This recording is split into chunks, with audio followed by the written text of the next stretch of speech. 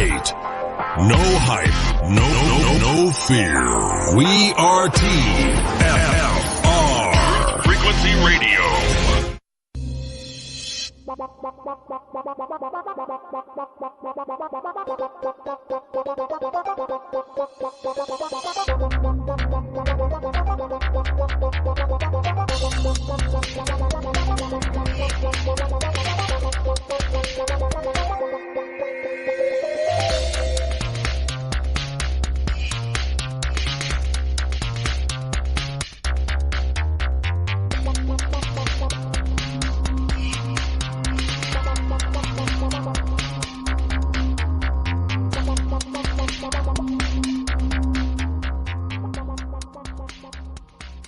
Ladies and gentlemen, welcome back to the Ironworks, right here on Truth Frequency Radio, TFRLive.com. My name is Josh Corey, your host for the morning. I am joined by my co-host, Walter Johnson. Hello, hello, hello. And we are joined with Mr. Santos Bonacci. The last segment, we kind of got into some pretty deep sex talk. From what I've seen in chat, and for me personally, I think that's a pretty important topic. I spent most of my life with a hugely unhealthy view of sex. Every sort of unhealthy sexual behavior that you were referring to earlier, Santos, is sort of things that those are the circles that I operated in. It took me a long time to break that sort of do whatever feels good programming. And it led me to get sort of intellectual and stay in my head. But I've sort of gotten stuck there. So I'm trying to find a balance between, a loving, sensual, sexual act versus a hugely carnal, almost perverse sexual act. And I'm not very good at finding a healthy balance. At this point, I'm just almost asexual. So it is a complete afterthought. Whereas society is all sex, sex, sex, sex. At this point, it doesn't even usually enter my mind. And I need to be reminded that that's a connection that needs to be fostered and looked after. That's interesting, Josh. Not to get too personal, but has this been something that's been a while, or has this been in the last couple of years of being really deep in research? The asexual, not lack of, but just not as driving interest that it used to be, maybe? Yeah, I would say the last 5 years, give or take. Yeah, that's interesting. It's definitely not an age thing, because I know I have a few years on you, but it seems when one engages the mind and does deep research, it does, I don't know. What's your thoughts, Santos? What's that about? What's that effect? What's wrong with me? No, there's nothing wrong. It's, it will pertain to your cycles, your natural cycles. It's not always, time to be, pursuing, developing, and growing in that area. Sometimes it's time to devote yourself to learning. There are many fields of learning and science that we really need to develop. Music should be a part of our lives. How to play an instrument, singing, chanting.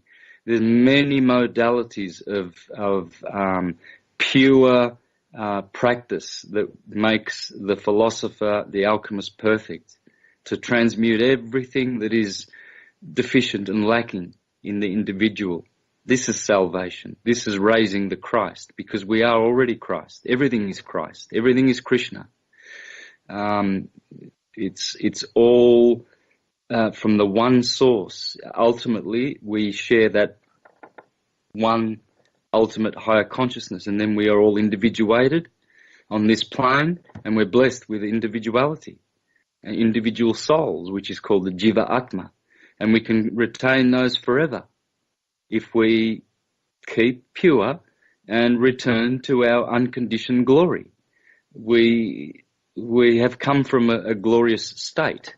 Now we have fallen into a deplorable condition. So we have to reinstate ourselves. And you do this, in many ways. In the sovereignty field, you would do this by you're putting, you're standing, and I forget the word right now. I was speaking about this just before with someone. How you change your status, your status, you see. State and condition. You don't want to be in a condition which is the legal person, so you need to change your status. So you need to go into your statehood and take control of your estate, because it's our quote unquote God-given dominion, our estate, to be masters of the land and the air and the waters, and to be looking after this beautiful terrain. And so everything has gone contrary to that, and that's because of the introduction of these evil teachings. The earth is stationary. That's it. Jesus is eternal. He's not mundane. He's not the Roman Jesus. The Romans used the scriptures as the Egyptians and the Babylonians and the Persians did prior, with Horus and Osiris and Mithras and Zoroaster and Marduk and all of their Jesus saviors. And empire conveniently uses those sciences, which we now call religion, and turns them into something mundane. And now they've created an atheistic world of mundane in science and scientists that are purely materialists. Einstein is one of those. And Newton is one of those. The chief leader of the Jesuit materialist paradigm, the creator of it, Darwin and all these guys, they're all materialists. Copernicus, they've all turned their back on the intelligent creator, intelligent design, you see, and they've taught these profane, evil teachings to cause man to be swine eaters and fornicators. And, right. Put us on this spinning ball, throw us into this infinite void, far removed from any possible creator. But here's one thing that I've noticed, and I'm sure you have too. It seems that with the release of Flat Earth over this last 2-3 years, which seems obvious at this point, it was a release. It's opening a lot of people back up to that Christian, and I'm quoting air quotes there, control scheme the religion puts into people's heads, because that's what's been there waiting for them when they find that there's a real creator and they're looking for some place to deal with it, and there's the church and the Bible waiting to suck them back into another control scheme. Exactly. Do you think there's any large groups of people that are out there working for the benefit of the people? I mean, we hear lots of these great cabals working to take away the rights. Do you think it's all one-sided like this, or do you think there are some guys in white hats working behind the scenes that because they're behind the scenes, we just assume that they're doing things for ill? But I guess my question is there an undercurrent of the whole good versus evil here in society, or is all we hear about is just the evil? No, there's the so-called white hats are there, and they're it's only a certain amount of stuff that they can do, and the black hats, they think that all their evil army are loyal and faithful to them. There are many in there that are not at all loyal. Okay, so they're in there, and they're like moles. They'll do what they have to do, and then we see a lot of them coming out. They come out and they talk. Some of them get whacked, some of them don't, and then again there are lots of shills too, talking a lot of BS as well to confound people. So it's a war. It's definitely a war, and it's controlled by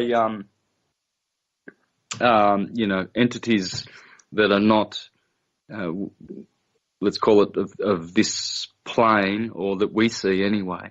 I can talk about that, but they're controlled by that, and where they operate mostly is from the Vatican. And the Vatican is the seat of Satan. It's the seat of demonic, all kinds of evil things. It's the heart of the beast. The demons that I talk about, they are egregores. See, these money families of thousands of years, the Orsini, the Guelphs, same family, the Rothschilds, same family, just different names. But these families, these money families who created the funds, who then made all the ships to cross the Atlantic and steal the Americas, these very families, they still run this plantation. You can see them all there still in the Americas. They're all these career politicians. They're all there. They're still there. The Clintons, they all come from this family. The Bushes. So, where was I going with that? The demons controlling these people. Yeah, not only did they create all these religions that we have, they're behind every religion, all of them. Islam, I've exposed it. The Pallavicini are behind Islam. The Orsini are behind the Rosicrucians. The Smiths are behind the Mormons.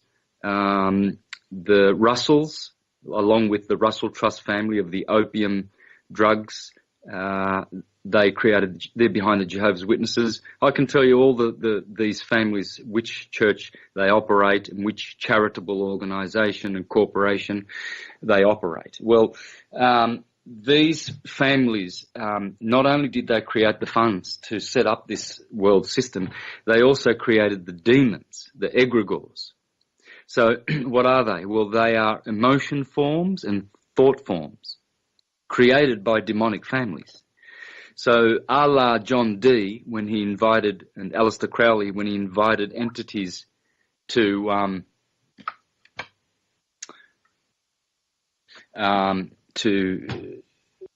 talk to and control him, or try to control the demon, these families get together and create covens. They are witch covens, and they create an egregore.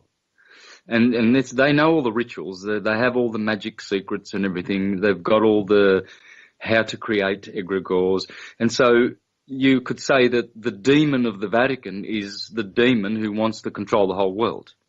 And that demon had to defeat, all right, for instance, in World War II, they had to defeat the Japanese imperialist empire because they already had a pope. He was called Hirohito, the emperor of Japan. So you've got a pope and a demon who's muscling up because the demon that gets fed the most is the most powerful. So the Catholic Church is the most fed with donations and riches and property and conquests and gold and sacrifices. Idiots that belong to its church and Jesuits who kill everybody. So their demon is the biggest on the block. So the Japanese demon had to get squashed and absorbed into this new world order demon that the Jesuits are still feeding through television and through all these people going to their churches and giving them contributions and donations and supporting these lovely churches. And what happens is when they go, you know, for instance, to St. Peter's Square, they are bringing all their energy being channeled through the obelisk right into the demon that is standing above their heads, who they are adoring. And the Pope's just a little puppet of that demon. It's a thought form. And the more wars you create and bloodshed and pain and suffering, the more that demon gets to stay alive, and the more those banksters, those criminal families, piggyback on that demon and ride it all the way to perdition. See, these people, they know what's coming in the future. That's why they can make these Illuminati cards that foretell all the, 9/11 and all of these events. And then the Simpsons, down to a T, they'll tell you how to hang Robbie Williams, and how to murder Prince. And and how to foretell 9/11. And why? Trump's well, because election and the actual descending down the escalator. It's really crazy stuff. It really is. it is because, see, they've got technology or science which allows them to do this, but they cannot peer beyond a certain point. They know that the end is nigh, these demons, because they have no vision beyond a certain point. So is They this won't- tech only letting? Oh, I'm sorry. Is it only letting them see this information, or can they actually make changes? Is that what this Mandela effect is? Well, this is why, like you said before, that the flat Earth was what did you? What was Released. the expression? Yeah. Released. Of course it was, but it's not that it was. They're forced to release and tell us what they're going to do, simply because of Lesser magic. it's already done. You see, these things have already been done. They're there. In history, it's as though we are going back into the future. You see, they know that there's an end time, an Armageddon, a Gotterdammerung. They know that there will be a melting down of the gods one day, of this system that they created. This egregore will be defeated because they live in fear. They know that not everybody is supporting their new world order. They know that there are traitors. They know that they have to deal with certain ones who speak and talk about this. We're not scared because we know that we will conquer. We ultimately will conquer. That's the confidence we all have. I have that, even though I do suffer with anxiety and fear. I've been jailed twice because the system doesn't like, my paperwork apparently or something. And I've had constant harassment, especially since I started syncretism. I've had daily attacks, by vicious people, daily. And so this is the sort of thing that happens because this demonic system sees the writing on the wall. It's crumbling. It's a big Ponzi scheme, a theatre, and they're milking it. And that's why they're releasing things because they have to. They simply have to. It's the way the universe works. They've been playing with us for a long time, these games. Everything they do is according to gematria, numbers and letters and sigils and spells, because you see, they're trying to cast spells to steal energy. They're soulless, and their end shall be perdition, whereas ours shall be glory. There are two paths that you can go by, but in the long run, there's no time to change your mind. Sorry, Robert. Love it. Yeah. Well, this is absolutely fascinating. I do want to reiterate the fact that just because you were jailed twice because they didn't like your paperwork does not make your paperwork invalid. Courts are purely subjective. That was one of my big issues, was Maritime. all the people that just completely turned on you because you were arrested, as if paperwork is magic, as if just because you catch judges and magistrates doing things unlawful that they're going to somehow play, mea culpa and apologize and admit that they did wrong and go ahead and throw your case out, because that's just not going to happen. It's so subjective. So just because paperwork is ignored, it does not mean that the paperwork is ineffective. It just means that you got railroaded twice. Yeah, well, it's like the greatest court case that ever happened, where Jesus before Pontius Pilate, and he says, "Are you king of the Jews?" And he says, "You yourself say I am." And he always retorted with a question, because he's the king. You see, asking is as king. And so, but he was railroaded, wasn't he? Because, why? Because this is the system of the money changers. They are a coven of witches. When you go to court, they're changing money. They're changing your energy into their bank accounts because they're stealing from your national trust, your de jure God-given hereditary trust, which was handed down from your ancestors. They're stealing from that, dipping into that. They've created a Sestui KV trust, which is Vatican-owned since 1666. And so now they're in the dead maritime, legal, commerce, Babylonian world of transactions, and they've summoned you, the dead person, from that world. So they're calling and summoning that debtor, because they're our vicarious helpers, of course. And so what they're doing is they're making all these bonds on the security market and the Ponzi market and the devil's market of commerce, and floating those bonds and stocks and securities and futures and all these commercial instruments. They're all called one thing. Okay, they're called indulgences. That's what they are. All of their writs and writings, they're all written by scriven and notaries, which means scribes of indulgences, and you are paying to get back to heaven, you see, and they are our saviours. How nice. They're in the salvage business, these guys. And so they're stealing from God, because God is the bank. God is nature, and the nature gives freely, but they've created an artificial system where nature now is not giving freely. Now they're holding back the water. You know, they're going to make you pay for water now. Well, they are. They have been for years. But it'll be the air. It'll be everything. You know, and they think they can do this. You know, they actually think they can get away with this. This is criminal in anyone's books. So it's quite demonic. And as I said, all of their systems, you know, the murdering of animals in abattoirs. Tolstoy said, as long as there are abattoirs, there will be battlefields. Because men are murderers when they eat a chicken's bum or a fish bum or cow's bum called rump. It's all bum, you know, and you are what you eat. So the other thing is they destroyed the true Christian sacred sexual science of transmuting the fluids.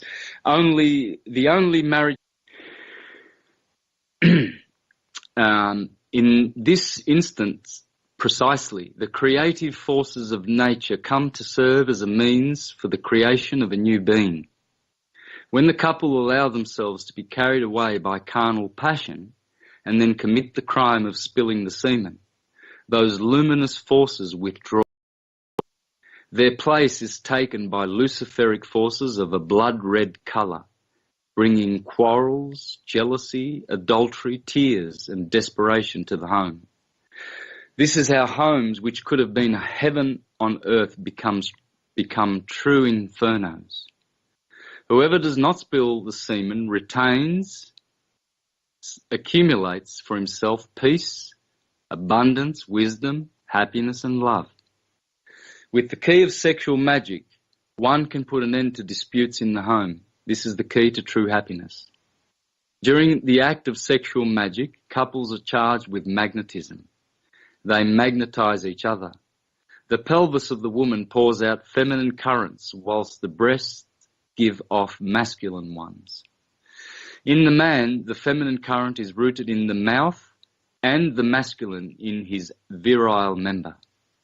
All these organs should be well excited by means of sexual magic in order to give and receive, transmit and collect vital magnetic forces, which continue increasing extraordinarily in quantity and quality. In the homes of Gnostic initiates, where between the couple there is such intimate sexual contact, delightful dance, joyful music, the ardent kiss have the object of achieving of the mutual magnetism of man and woman. I think I read that wrong. Anyway, moving on. The magnetic power is masculine and feminine at the same time. The man needs the currents of his wife if he really wants to progress, and inevitably she needs those of her husband to achieve the development of her powers. When the couples magnetize each other, things progress and happiness makes its nest in the home. Insert your favorite music bumper here. TGIF, thank God it's flat. My name is Josh Corey. Welcome to Iron Realm Media's Flat Earth Friday Frenchcast, where you can be sure that it's Friday, so technology issues abound. It would appear that OBS wants to give me issues. Looks like Google, YouTube, everything wants to give me issues. Everything but my connection. New router says, hey, you got a strong connection, so that's not the case, but leave it to a Flat Earth Friday Frenchcast to develop some sort of issues right out of the gate. We have a pretty exciting episode this week, though. Like it or not, we're going to make this happen. I don't care how long it takes. I will sit here and bang away until I can get this stuff to do what I want it to do.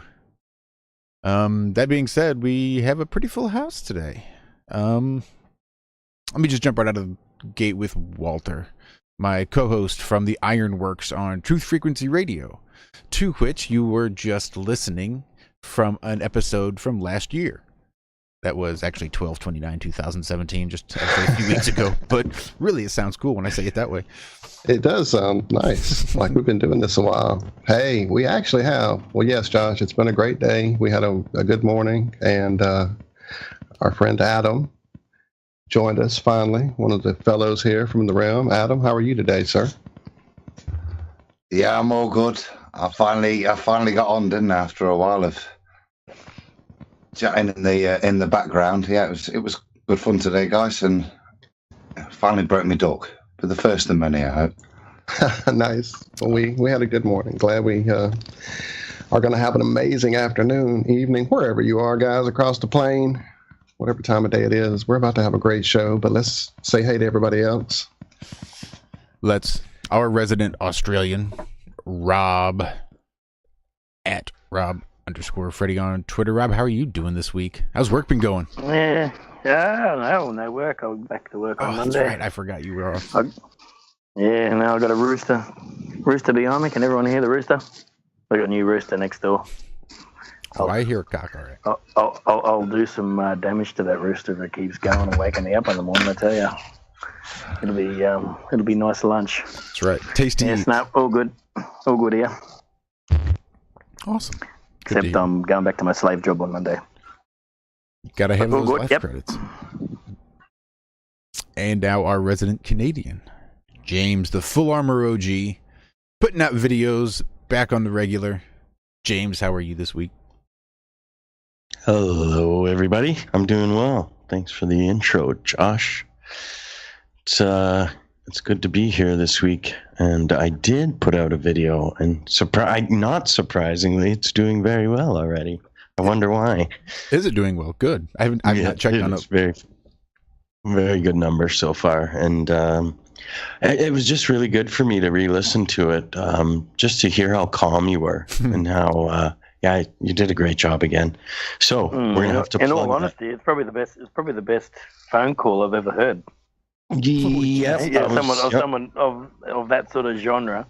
Probably the best phone call I've ever heard. And the direct impact, like just how it changed from them on the spot to one of them defending Josh to the other one, being more skeptical, and then all the call. It was just really great. I recommend everybody give it a re-listen, and you can find it at my channel on YouTube at the Full Armor OG.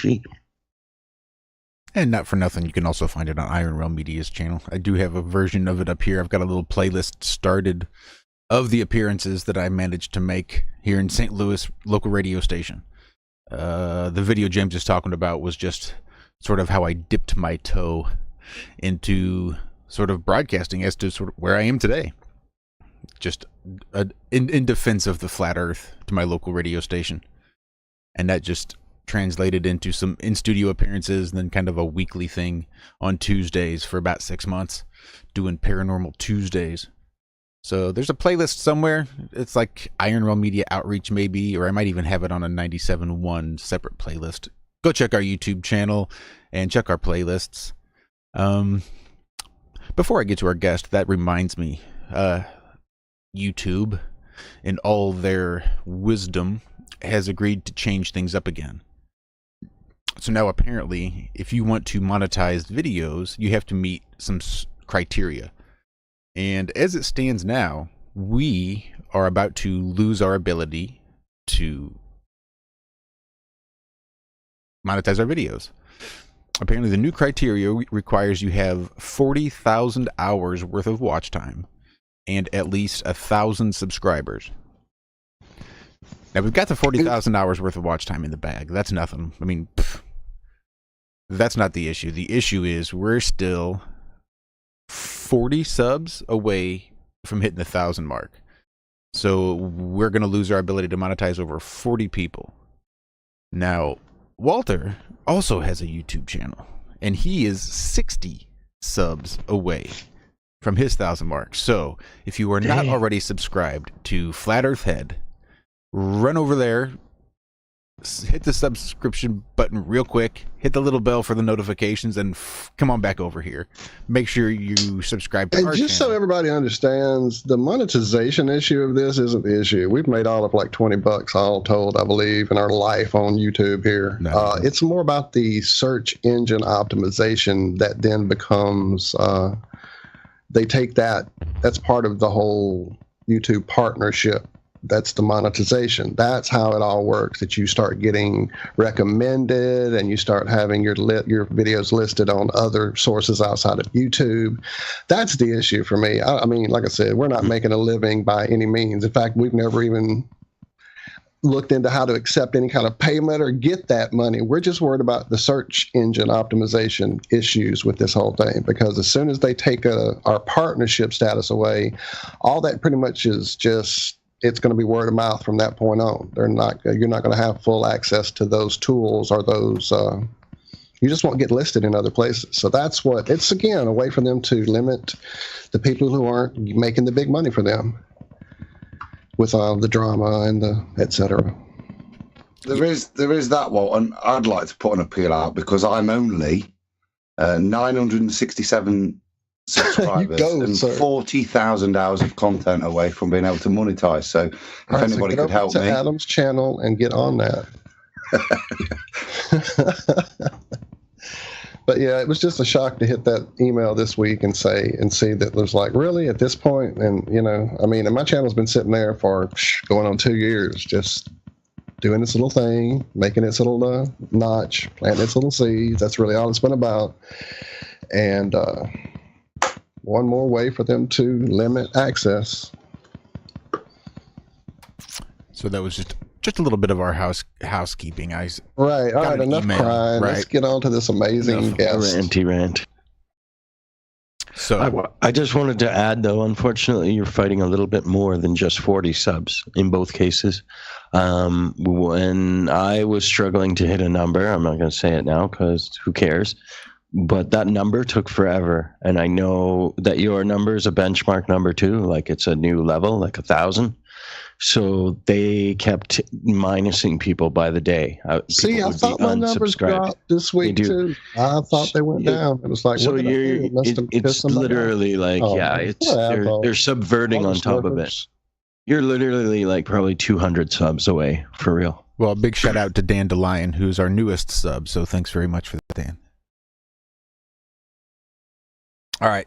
Anyway, on to the guest. On to the guest. Bigger and better things, more important things. We have with us Mr. Santos Bonacci. I don't know. It seems like I did this when he was on the Ironworks 2, where I just sort of deferred to him so as not to muck it up, as is my tendencies. So, Santos, I'm going to let you introduce yourself and kind of give everybody a brief history of what you've been doing up to this point and how you got to where you are today. So, everybody, welcome Mr. Santos Bonacci. Thanks, guys. Evening, Santos. Good evening. Hope all is well. As well as everyone expected. Yeah, I think we're all doing pretty good. And this is the first time we've had a fellow Queenslander on the panel with me. So Very, very good to hear a familiar voice, or a familiar accent, I should say. Thank you, Rob. Well, great to be with you guys, and thank you for the opportunity. And I hope everything is well with everyone, listeners and the panel as well. Seems to be quite a few events happening and quite a few people suffering, at least around me. There's a lot on. So if you're doing well, that's great. As for me, well, I'm a syncretist, I guess, which means I deal in all subjects. I'm not afraid of any subject. And I believe that everything is interconnected. That's just not just my belief. I know that. I know it, and by knowing that, I'm able to see the interconnectedness of all things. Therefore, that's what I speak about. So I don't see why, for instance, certain religions kill each other, hate each other, etc., when if you know how to read sacred texts, you will see that they are all saying the same thing. So that cancels any reason for hatred, superiority, and all of this bigotry and intolerance that's going on with religions and whatever else. Everything is interrelated, and all the great minds of history have said that and have acknowledged that. So when you see this with your own eyes, you can integrate all things. So, for instance, if you're a Christian, you won't partake in sciences such as astrology, alchemy, etc., because the Christian from the churches, they all subscribe, they all have their 501c3s, so they're all registered, so they all toe the party line, which is the conventional story, and that's what they teach. So you won't get them at all allowing the integration of all fields of learning. They want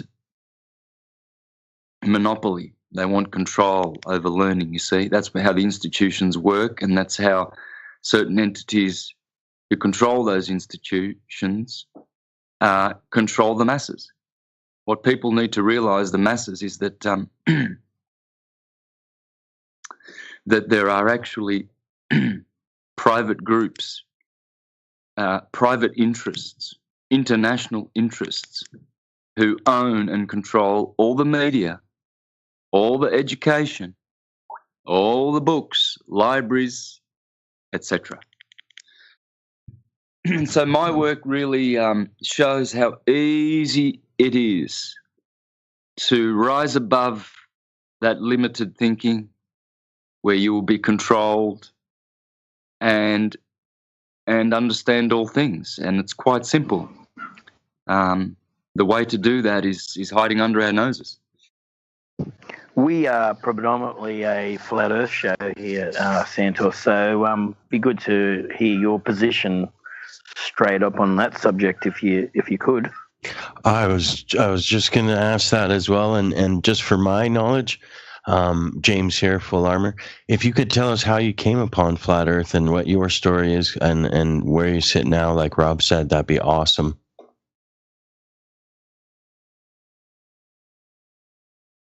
That's me, is it? You asking? Yeah, sorry, Santos. Yeah, they were asking you. Yep. Okay, well, in 2014, I think around the middle toward the end was when I was absolutely convinced that the Earth was stationary first, flat second. Okay? So I put stationary before the shape. Because why? Well, because it's a no-brainer. It's not moving. You know, if scientists can make seismic machines that detect 1/10 of a millimeter of the movement of the Earth, then the Earth's not moving. That's quite simple. We're not doing Mark 88 or Mark 89 orbiting around the sun. It's just not happening. And we have all the scientists from James Bradley in 1729, the Astronomer Royal of England, proved the Earth is stationary. 150 years later, the Astronomer Royal George Airy, with his Airy's failure, proved that the ether exists and is the only thing that is moving, and the Earth does not. Then we know that Michelson-Morley, to counter Einstein's general relativity, and then the Michelson-Gale experiment to counter Einstein's special relativity. So both times, the Jesuit Einstein was debunked with Michelson-Morley and Michelson-Gale. Then you have Sagnac, Frenchman, proved the Earth is stationary. These are all on record. These are great scientists. Two of those were the Astronomers Royal. Hey, George Airy, 49 years, the astronomer of the world, proved with his telescope experiment. I'll try to tell you it was a failure, of course, because this is how deceitful the satanic Luciferians are these days. Their minds are infested with a plague, and they do not know how to use their minds. They do not have use of their own minds. And then we have Marconi and Pierluigi Ghina, the Italian genius who survived till 2004. And you can look him up on YouTube. You can look up my video I did on my channel, Mr. Astrotheology, where I discussed and translated Pierluigi Ghina, explaining that he worked with Marconi for 10 years and they proved that the Earth does not move. And so... Is that the same? No, that's not the Marconi. Sorry, go ahead. Yeah, so Pierluigi Ghina, you can see him on YouTube. How you spell that is P-I-E-R, Pierre, Luigi. That's, everyone knows how to spell Luigi. That's one word, Pierluigi. Okay? And then Igina is I-G-H-I-N-A. Very unusual Italian name, actually. And he takes you through a tour of his laboratory. And he has a strobe light. And the strobe lights are connected to the ether. In other words, what he calls the rotating solar energy. And the other strobe light is attached to the earth energy. And he says they discovered that there are only these two energies, the solar rotating magnetic field and the Earth's stationary field. So it was these master astronomers and people in the past that actually got you confirmed it's stationary. What happened next? Yeah, well, I did all the research because I am a researcher and a truther. So the onus is on me. People were sending me videos saying, hey, Santos, here's a video proving the Earth is flat, and you're talking about the globe. So if I'm going to be truthful and continue to be, as I say I am, well, then I'm going to have to investigate that. And I did. Did you say and no I'd way? agree with that, Santos. When they sent that to you, did you say no way, it's flat, but I'll click on it anyway? Is that what your thoughts were? Well, this is it. The flat Earth is not new to me. I've been laughing about the flat Earth since I was a little boy.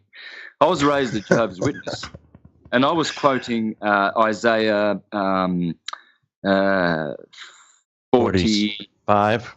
I think, or 9, something like that. Yeah, the circle of the earth, and Jehovah dwells above the circle of the earth, and the earth is hanging upon nothing. That's Psalm 100 something, and then there's Psalm 19 about the firmament, etc. I've known about the flat earth all my life, you see. So I'm not just one of these what we call here ning-nongs who, go around with their heads up their asses, don't know anything about anything, and then they hear about the flat earth and they think someone just came up with it yesterday. The deception is what came up with yesterday in terms of length of time. The globe is the relatively new deception. Exactly. And this is the thing. We've had all models of the earth since the beginning of time. We've had the Mercator transverse projection. We've had the azimuthal equidistant projection. We've had the spherical globe projection. We've had ellipsoid projections. They're just models. And that's all they are. A map is not the territory. A map, with all its distortions, as there is no perfect map in existence, can still get you to where you want to go, whether you use the ellipsoid. So Pythagoras and all of these guys that they try to attribute a globe to, this is totally ridiculous to try and attribute a moving globe before Copernicus. Because even if they did use the stereographic the globe projection, even if they did use it for convenience, because it's very handy, you can put one of those maps in your pocket. They didn't subscribe to anything that the Earth was moving before Copernicus, because the Copernican revolution is about revolutions. You see, because Santos, can I interject you there? Copernicus, do you think he's real, or certainly is the postulations attributed to him? Do you think they're his? No, they're the Jesuits. They're the Jesuits. This is why he dedicated his book to Alessandro Farnese, Pope Paul III. Farnese is the most powerful elite family for probably about 3,000 years, okay? If you haven't heard about them, go to anonymous videos, learn about Farnese, Orsini, Aldobrandini, Borghese. Let me name them all. I'll name all the Luciferian families who are behind the globe and globalism. While you're on that kind of topic, you said earlier, and I'm not disagreeing with you. I'm on the same sort of track. I probably see things a little. You alluded to like Michelson, Morley, Gale experiments, and the Einstein emergence, and said, it was. They were trying. To me, my interpretation of that was it was a level of natural science going off where discoveries is kind of a little bit like flat Earth. Discoveries were breaking down the desired paradigm or the desired doctrine that the elite want. And for me, if you actually look at it, particularly in terms of the evidence that Einstein uses to validate stuff in terms of the dodgy telescope experiments in Africa with the sun, and stars in terms of movement and gravity. That it's completely unscientific experiment, and that's kind of my point. That maybe it's actually the progression of humanity that forces the Jesuit elite into these kind of strange things where Einstein has to be crowbarred in, even though the level of technology isn't sufficient to even validate the things. And it was maybe this early crowbar in that is why we're starting to see the cracks now. And maybe they're not as proficient as they would make out, and they're not at all controlling. And that a lot of the stuff and more recent, as we're breaking the paradigm, is demonstrating that lack of total control. Yeah. They've given humanity a warped perspective of the cosmos, of themselves, of religion, or should I say spiritual science, which is corrupted down to a word called religion, etc. And they are the ones who themselves use astrology but teach that it's a pseudoscience. They are the ones themselves who are alchemists and know, because they've got all the books. They have all the knowledge that they've hoarded. And to us in the education system, they give the dumbed down, reduced information, just enough so that people can be just smart enough to go to their jobs and factories and press those buttons and, and pay their bills. That was something you mentioned earlier, and that was something I did want to bring up now. You were saying that you was alluding it in terms of controlled learning, controlling the learning, and I don't think I necessarily disagree that they're removing information. It seems more, and it's stuff I'm involved in some kind of higher education learning, and it's kind of comments that older men like me make, that there appears to be an emphasis more on repetition of facts and more a diminishment of critical thinking, certainly at higher education level, that we're seeing going off. And I think that's probably, for me, more how, and as you see it with the cognitive dissonance that we probably all have argued, that to me is probably more how they've got their claws around the control system, where they're controlling the breadth of your thought as opposed to the depth of the information. Yeah, this is right. Repetition of facts, and facts are not truths. So they're not about truth. And this is how they get away with repeating facts that have been debunked. It's facts because people agree to them, and the consensus makes it a fact, etc. But it's not true, See, so this is how they are able to treat illnesses rather than cure them, because once upon a time we would heal and cure from illnesses, you see. You get an illness and then you would apply a natural remedy and you would be healed. You wouldn't, you'd only die of old age. This is the truth that they are hiding, trying to teach us that that we've always been allopathic, I guess, or treated symptoms, and that it's smarter to make concoctions from nature than chemicals and etc. than using nature. Once upon a time, an astrologer was what you would call a doctor. That's what you'd call a doctor. The Hippocratic Oath, the complete oath, includes the words that if a medic is not an astrologer, he is not qualified to be called a doctor or a medic, because this is what they used to be.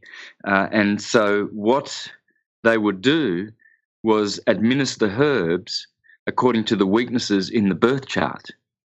So the astrologer medic would cast the chart, and he would see the positions of the planets in each individual, because each individual has different positions. There's no two individuals the same, not even twins.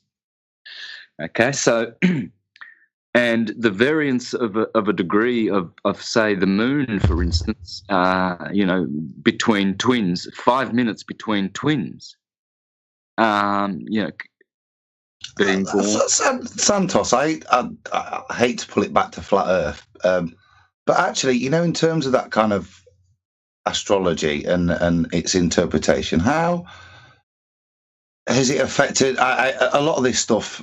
One of the girls who used to work with me, she used to do charts and stuff, and they appear to be two-dimensional charts anyway. So is there any difference, significance, change you've done when you're charting astrology and stuff that you've amended because of flat Earth, or is it insignificant? Good question. Wonderful question.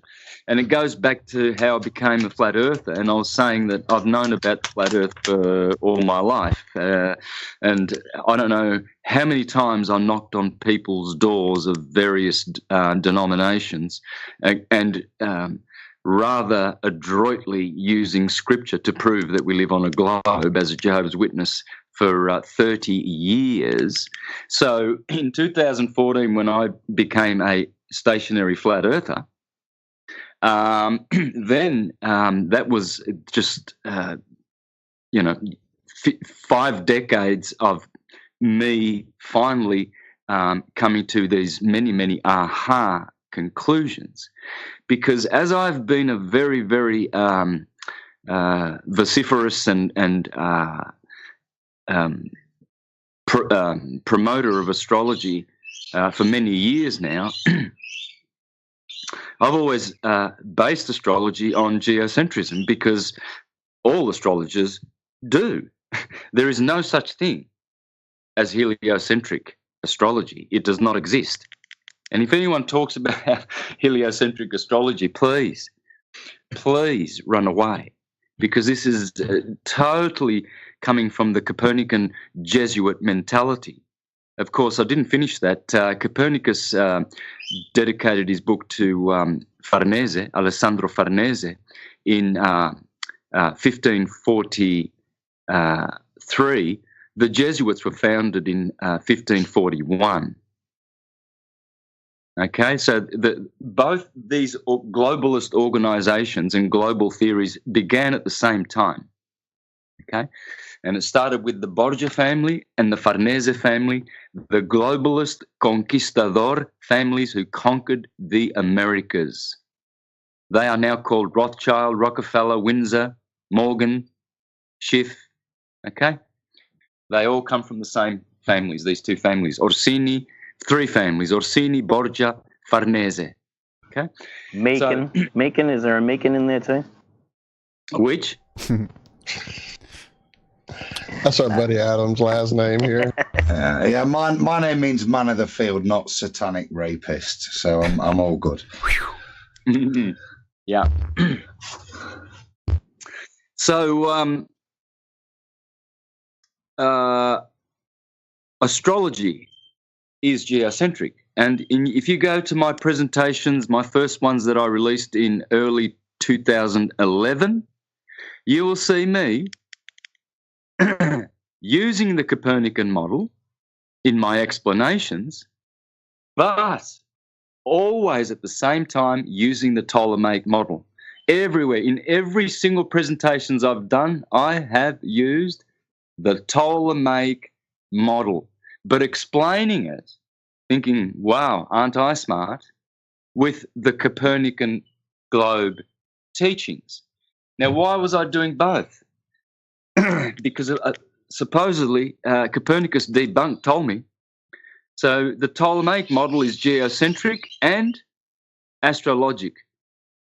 Please understand this, people. Remember this. The model that Copernicus supposedly debunked, the Ptolemaic model, Claudius Ptolemy, the most famous of all the astrologers who have ever lived. You will never get a more famous name than Claudius Ptolemy, okay? Never. And I can name all the other famous ones, all the ancient famous astrologers: Marcus Manilius, Firmicus Maternus, Vettius Valens, Dorotheus of Sidon. These are all from 2,000 years ago, guys. Huh? And that's Ptolemy with a P, yes? Yes. Okay. And that is the model that talks about the 10 concentric spheres that we live in. It talks about the primum mobile, the 10th sphere, the crystalline sea. Yes, you heard correctly, the 9th sphere. By the way, it's in Revelation, the crystalline sea. The firmament, the 8th sphere. You heard it, the firmament. This is astrological, guys, and the model that was around for thousands of years before this Santos, can I chip in there again? You just said something there in terms of that non-sphere and the crystalline sea. I don't know, it was on one of the shows a couple of weeks ago, or just chatting with the guys. But I've started reading the Nuremberg Chronicle, which is a kind of interpretation of chronology and understanding written in the 1400s, and that's the exact same thing that's written in that. Now, a lot of it's drawn from scripture and relevant. It's kind of like a blog post from the 1400s, as best I can describe it. You know, some bloke gathering together all his understanding and knowledge, but it's exactly what they describe as a crystalline structure in that ninth realm, and that they're very biblical. Even then, it's everything's drawn from the Bible, and there appears to be stuff before the Bible is formally finalized that's considered biblical in origin that matches that description. They are one and the same. The Bible cosmos and the Jewish 10 Sephirotic system. Weren't the wise men astrologers? Isn't that how they found Jesus? Well, that's what exactly the Magi. Magi means magnetism. How do you understand magnetism? Through astrology. There's no other way to understand magnetism other than through astrology. Because you see, all of these smart men who call themselves physicists and chemists and doctors with PhD, they see energy as a two-ness, positive and negative. This is where the foolish are deluded and forever will remain deluded. Energy is a 12-ness. The mental force, all is mind, of the universe is a 12-ness. It's a dodecahedron. That's why it's enabled through the carbon-12 isotope. If carbon-12, it's 99.99999% of the universe is what? Carbon-12. Okay, and carbon 666, the mark of the beast, is how the dodecahedron and the mind of the universe is enabled.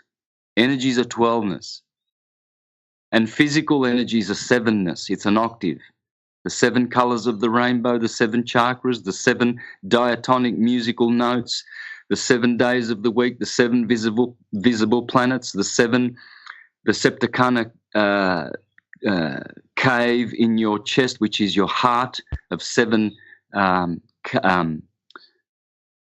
I forget the words now, but chambers in the heart, etc. The mind, the 7 centers of consciousness, the 7 chakras along your spinal column. This is physical. That's the physical world. It's the electromagnetic spectrum, the transverse wave, red shift, blue shift, red blood, blue blood, red pill, blue pill. Everything that happens in that rainbow, in that spectrum, it's all vibratory. It's all temporal. It's all illusory. Okay? And this is where 12, when you understand energy is a 12-ness, mental energy, then you'll understand that it's all thought waves and emotion waves. And that's how the universe is made. I've got to be, that's beyond me. The only thing I could say on that, Santos, for me, 3 is the magic number. Do you know what I mean? That's about, I mean, that level of depth and understanding that I'm being flippant there, but you know, in terms of what you're talking, I'm struggling to understand it in terms of the depth of what you're talking about. You're talking with great understanding that I don't have, if you know what I mean, as you're quantifying it. So could you just maybe simplify it a bit? I just got a quick question as well. With the numbers, like you've got a whole heap of 7s there. Could you get 6 and also 8 and 9 and throw out a whole heap of coincidences with those numbers, just like you did with the 7? Well, with numbers, I've done a lot on numbers. Yes, the 3 is the magic number because 12, 1 and 2 equals 3. So it always goes back to Tesla's 369, okay? I'll be rude there, mate. I was only joking. My only reference there was De La Soul. Do you know what I mean? My point more was, you're saying 12 and 7. Can you just allude, and you alluded to them being spiritual and physical. Can you maybe just extrapolate on that a little bit more, just to give me a bit more depth as to the significance of, I'm not talking about Rob, maybe you could take the numbers and meanings, but why 7 physical and 12 spiritual or metaphysical? What's the reason? Is there a reason behind that?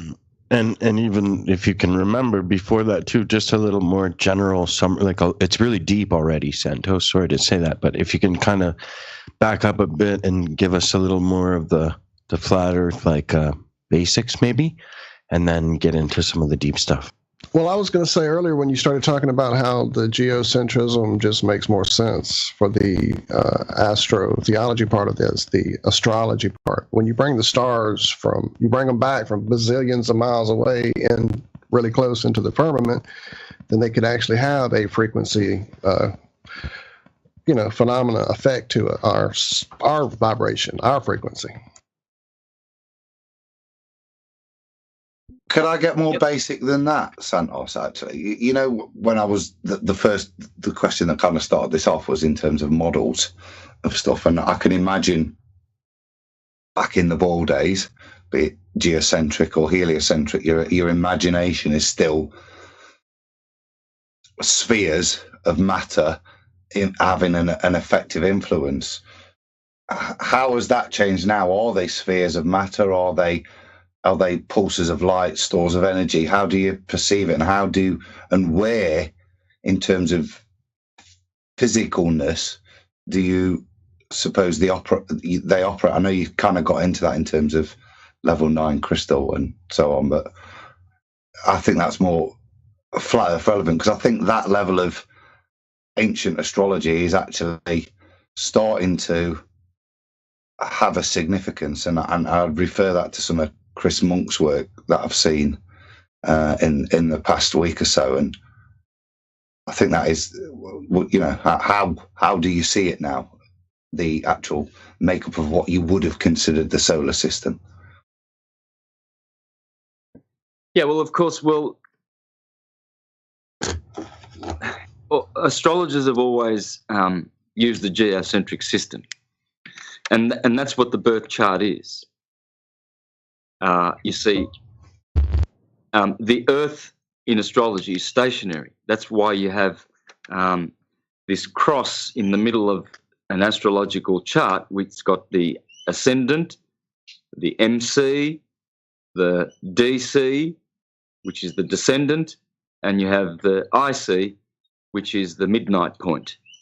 Well, in astrology, the symbol for the Earth is a circle with a plus sign in the middle of it.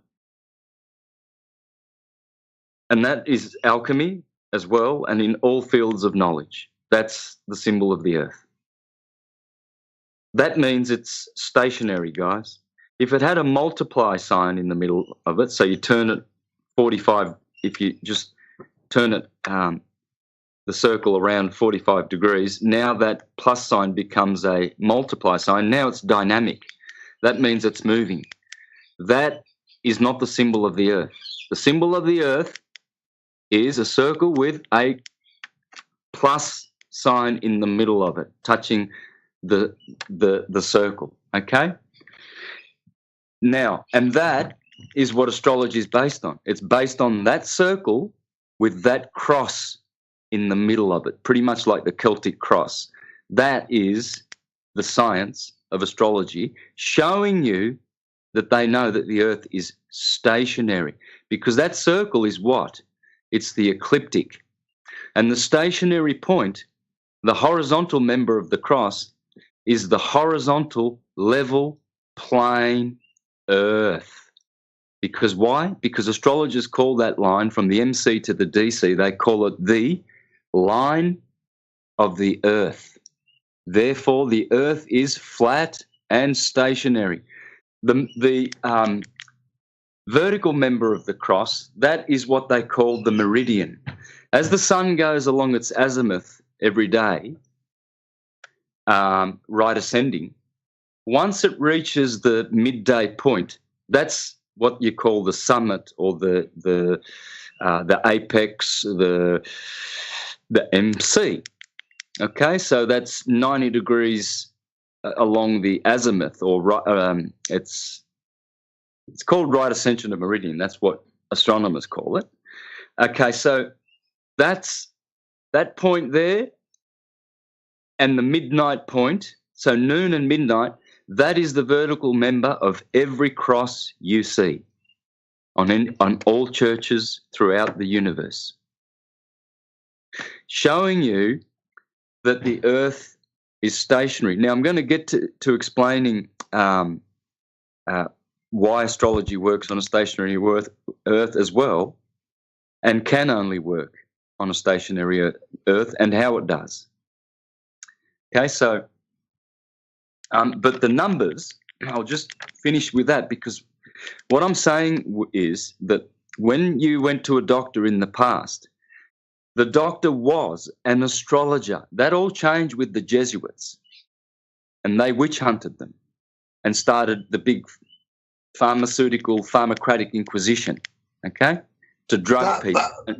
Just to put it in, wasn't that symbol the pagan symbol of worship that Constantine nicked as his banner and then became the cross? Because obviously Christians used to have a fish. Well, the Constantine cross was the labarum for a start. It wasn't the Celtic cross or the Roman cross which we use now. No, the sun cross that some tribes would have carried, to a circle with the cross, the swastika cross. That was not Constantine's. Okay, so Constantine corporatized Christianity. The cross and Christianity were around for trillions of years prior to Constantine.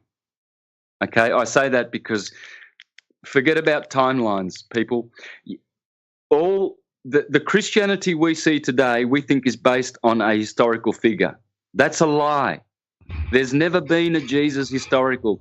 Total, utter lie. We have to destroy that from our brains, obliterate it, just like the globe. These are satanic Catholic lies.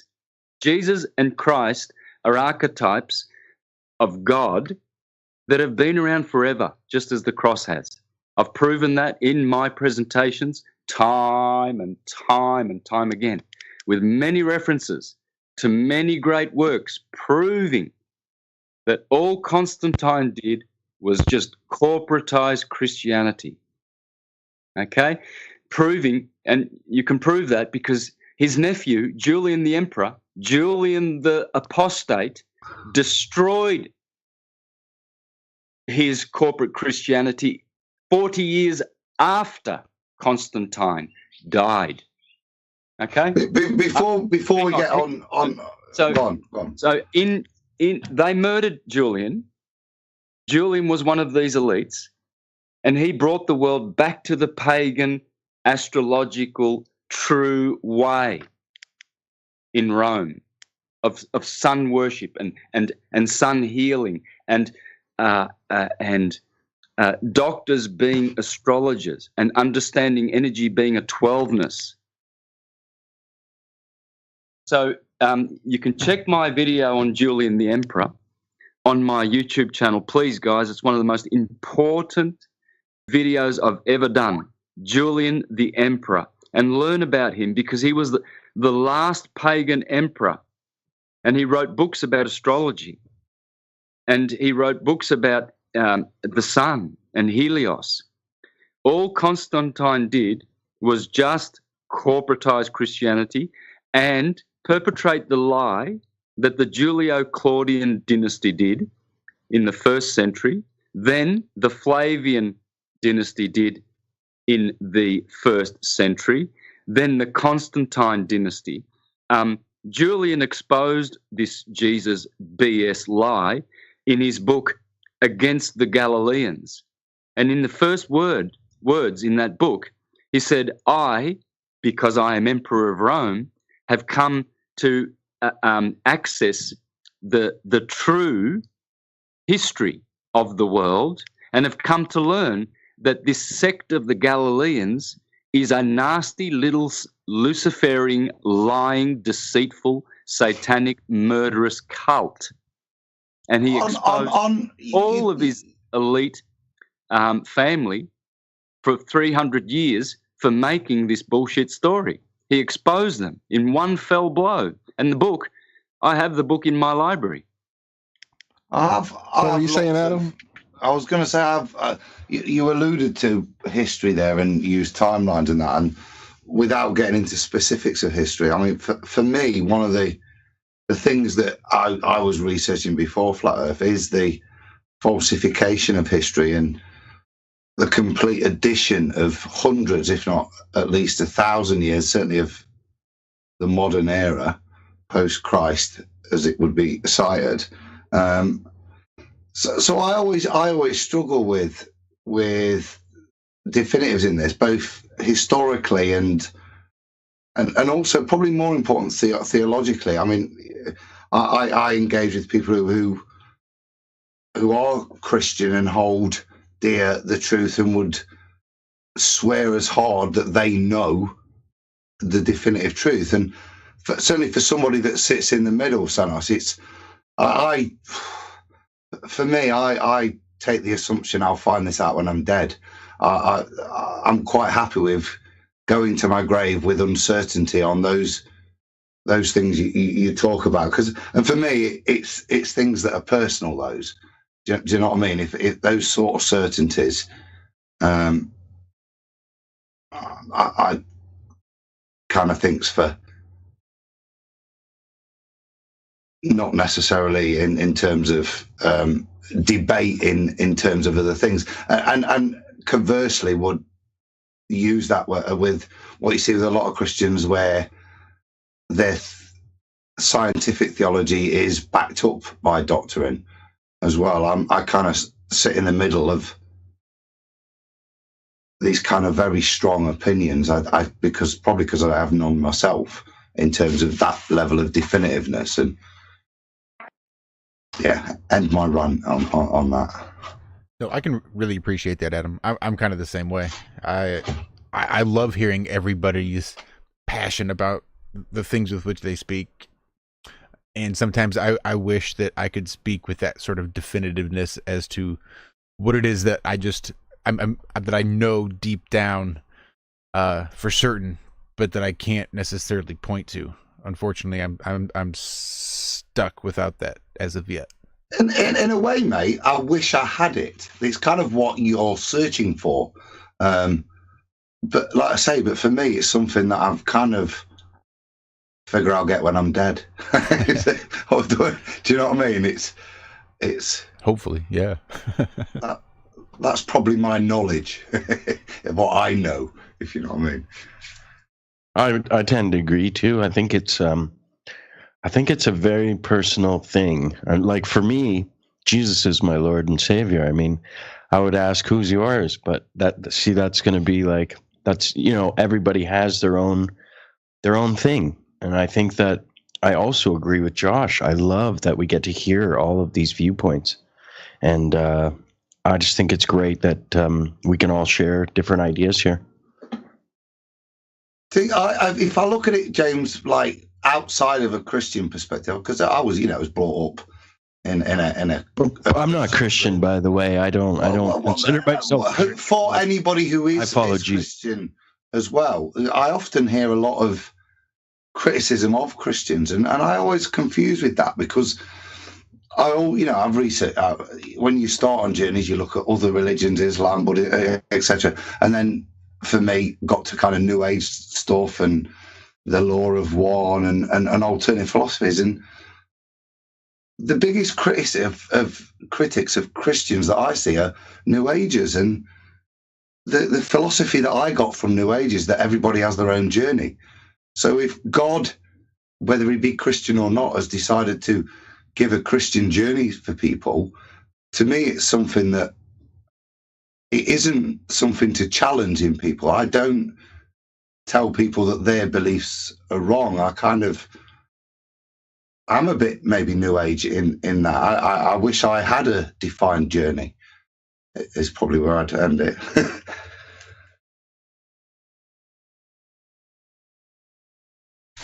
But I guess that's part of the fun too, isn't it?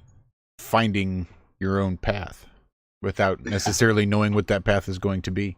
Just learning to take one step and one foot in front of the other and just keep taking steps. That's all you can do. Well, I think throughout the whole team here, we've all had our own interesting life paths that has led us to Flat Earth, has led us to a new awakening to the possibility of a creator, that's led us to seeing that most of what we've been told throughout our life was complete and utter bullshit, was just lies designed to confuse, to keep us away from our true inner power. That I think that's the biggest thing that all this tries to hide from us, is the power that's inside of us.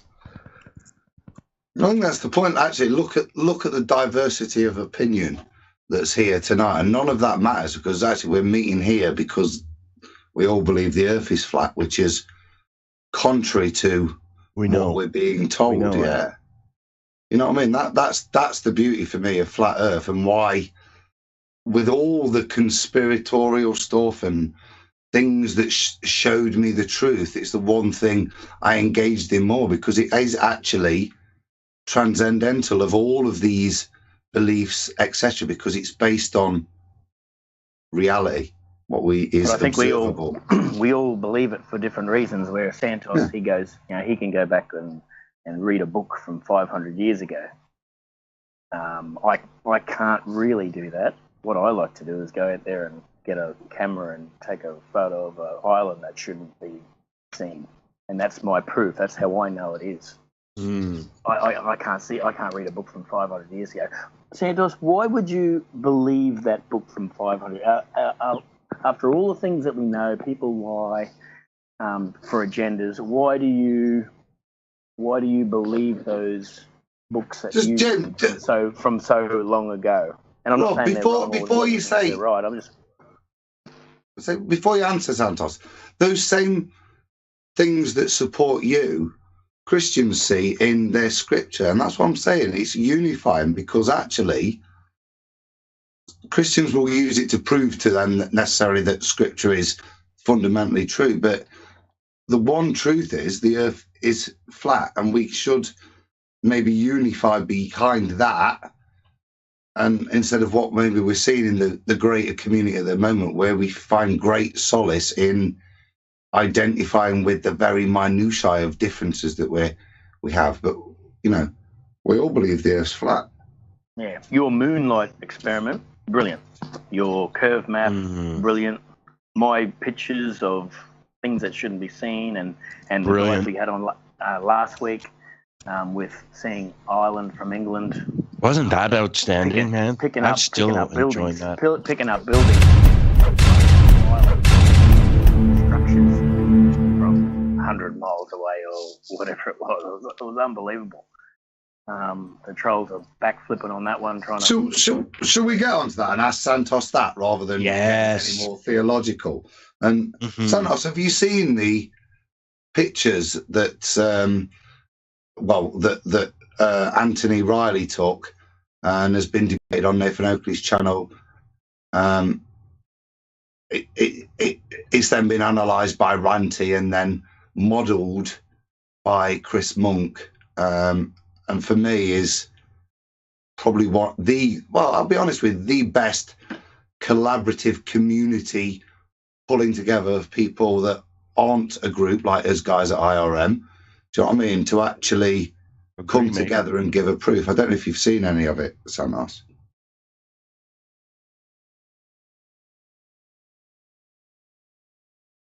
Hello?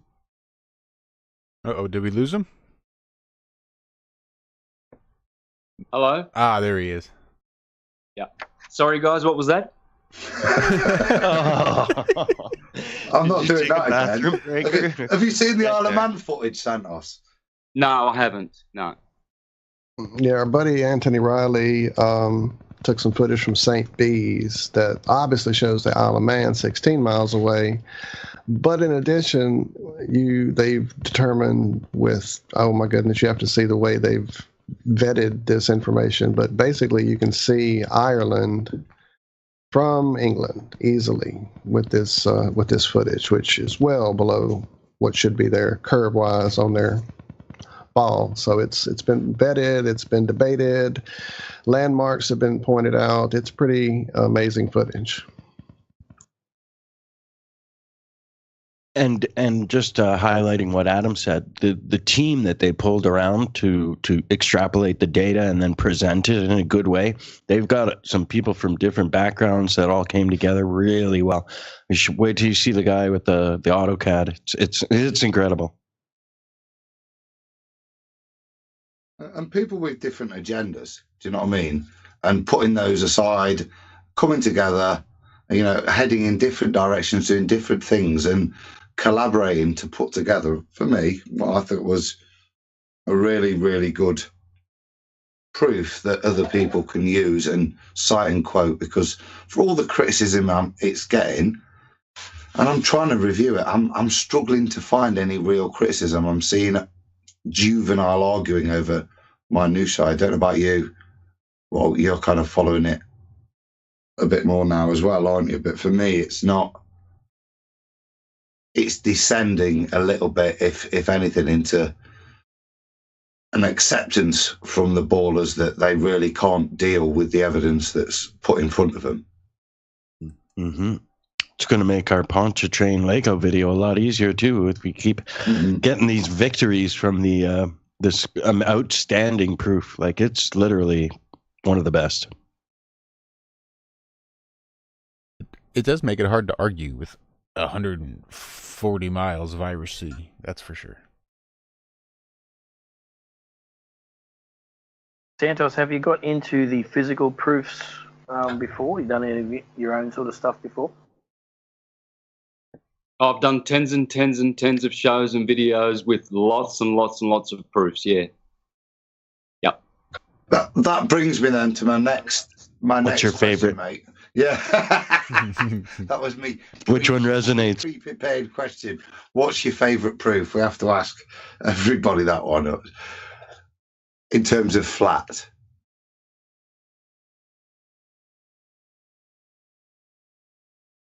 That one's for you, Santos.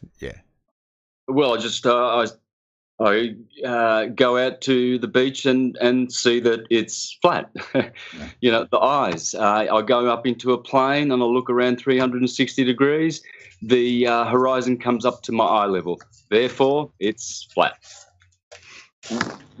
Now, there's a video today that they were applauding in the chat earlier, and Bob, maybe you can help me. It's all to do with perspective and how the eye works, but it also then deals with how, even if we were on a ball, how some of the ballers use apologetics on that one, that a perfect sphere would allow that because of perspective. Bob, if you're still there, you could help me with. And that to me is one of the greatest proofs. And one of the good things that's coming out of the community now is this investigation into optics, how the eye works, how that renders what we observe, and how that historically has been manipulated to actually form the ball initially. Well, what do you say to people who go up on a plane and see the curve? What do you say to them? Because I see it flat, but many people have said to me, you can see the curve from the plane. So what do you say to those people, Santos? Sorry, what was that? I said I've spoken to people who have seen the curve from their plane, and I've been up in planes recently, and I don't see it. So what do you say to those people who do see the curve from their plane window? I don't bother talking to them. They're speaking nonsense, obviously, and that just goes to show how much indoctrinate. Well, that's what I was about to say. Do you think they're indoctrinated enough that they see things that aren't there? Yep. Yes. This is why I'm so vociferous against the biggest lies, which is the Jesus historical buffoonery lie, which I've always, in all my work, I don't know how you guys missed it, have proven, it's not my opinions. I don't do beliefs and opinions. I think a lot of you guys think I'm sharing my opinions here. I don't do that, never have, and I never will. It is proven beyond any doubt that there's never been a Jesus and there's never been a globe. For you. And no, not for me. It's a fact. It has been proven. Proven. No, not for me. But Jesus the historical is a satanic lie. Not for me, okay? So, Santos, do you think there are people out there that would say that it is a proven fact that he did exist? Do you think the opposite stance exists? Hey, listen, whoever that dumb fuck is who said, for you, I want him off this panel or I'm off. Understand? No, I think it's probably best you leave then. I was about to say, I think it sounds like... I didn't want to argue. See you later, Yes. Santos. My That's too bad. Ooh. Wow. Shocked. Dickhead. Utterly shocked. No offense. I was men. just It trying was- to. I just that's as in to me, it's my belief. Like my James. thing is my belief. I didn't mean to set him off. I mean that's crazy. James, no one has to You apologise don't for their have to beliefs. apologize at all, sir. That was ridiculously rude. I mean, continuously not listening to questions, and I was about to have a comment to him on the chat on the side there. It was getting ridiculous. So, Right. If we're interfering, if he has better if we're things bothering to do, you on our show here, Yeah. There's lots of people that don't like what we do. If you're one of them, feel free to just say, hey, you know what? This isn't really my vibe. I appreciate the invite, but, you know, it's just not going to work out. Sorry.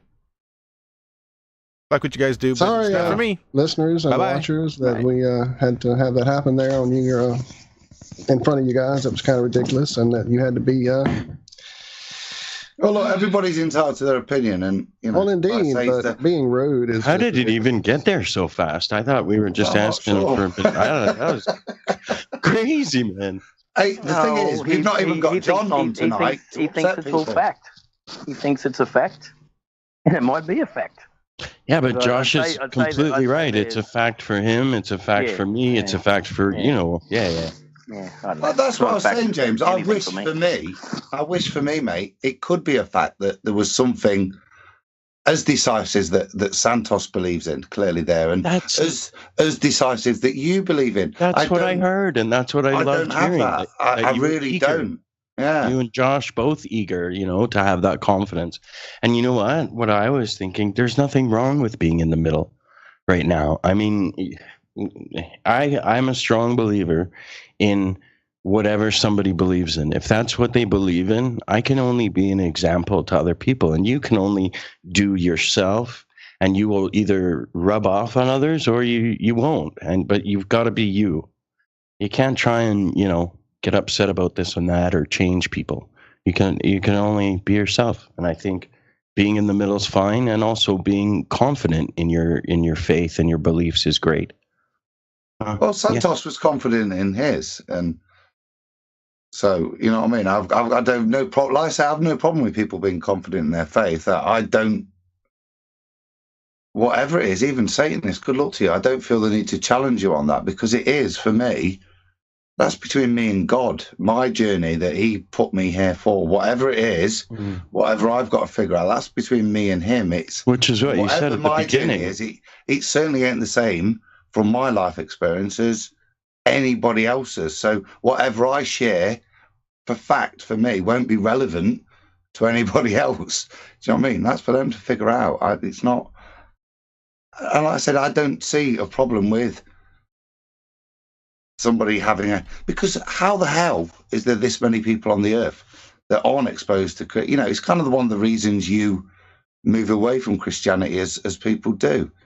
That trying to comprehend how all the different faiths that aren't exposed and how God in His wisdom has catered for us all.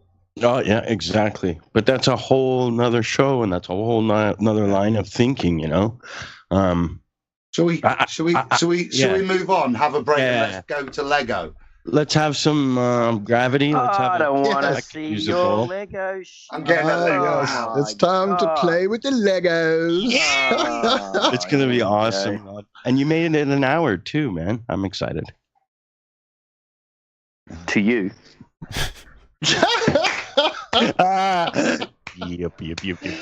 Hell yeah. All right. I guess we're having a break, and I'll go get some coffee and get ready for the next segment. My goodness. Well, guys, ladies and gentlemen, thank you for hanging in there. And again, our I think that's a apologies. first. That's Yeah, a I'm first, isn't it? stunned, shocked beyond measure. It's like I've actually been thinking about going out that way myself. So, you ass. Put that in your pipe and smoke like it. a koala. if he's not off the paddle right now, I'm leaving. See you. You bloody Australians, aren't you? You're so emotional. That was great. Oh. I'm with you, Santos. Like I said, well. I love passion. I mean, if you are that cocksure, I mean, power to you. Doesn't leave a whole lot of room for expansion and learning and things like I think that. you might have Good thought for you. both of us. See, I'm a bit naive. I've never heard that statement before. I've never heard that Jesus was a lie as a thing. Have you heard that statement before? You know, I'm not a godly person. I've never heard anyone question that Jesus wasn't a person. Mate, there's all sorts of stuff, all isn't kind there? of proof for both sides of the equation. So, And it's kind like I of like say, believing a ball or believing flat. It really goes down to your discernment and your whatever, I guess, your experience or your, I don't know. Crazy. Can't believe it. Really beyond shocked. Yeah, well, 40 years as didn't he say it was? It doesn't matter. Anyways, let's do gravity and let's move onwards and upwards. Ain't nobody got time for that. All right, let me see if I can't find a little break music. Where's my guitar? That's right. We were going to jam and everything. Wow, yeah, darn.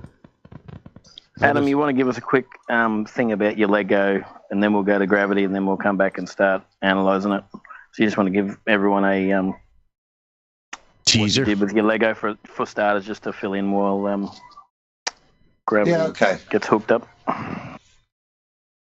Yeah, because my wife knows I'm such a geek. I got a couple of decent Christmas presents. One was a nice print of the flattened stationary Earth that I've been allowed to put up not in the main living area, but a secondary room.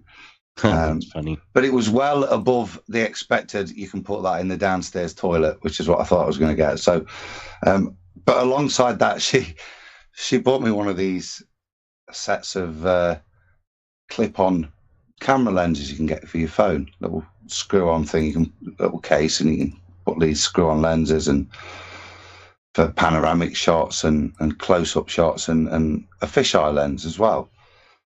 And I was just messing about with it, and then, as I always do, going through YouTube channels and kind of noticed the similarity between some of the shots I've taken and Soundly's work. So then I got the Lego out to kind of try and, in the best and most pathetic scientific way, use Lego to see if I could falsify something. So I'll leave it at that. Well, maybe don't just leave it at that. You know me, I'm running.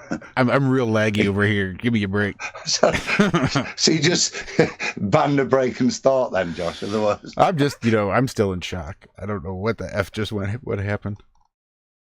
I don't know, mate. I know for a fact I certainly didn't set out to offend anyone, but if somebody is going to give me their staunch opinion on well, things... I tell you who was offended. No, let me just finish, mate. Was me when I asked him a question and I got no response, and then I asked him another question, and then he got no response again.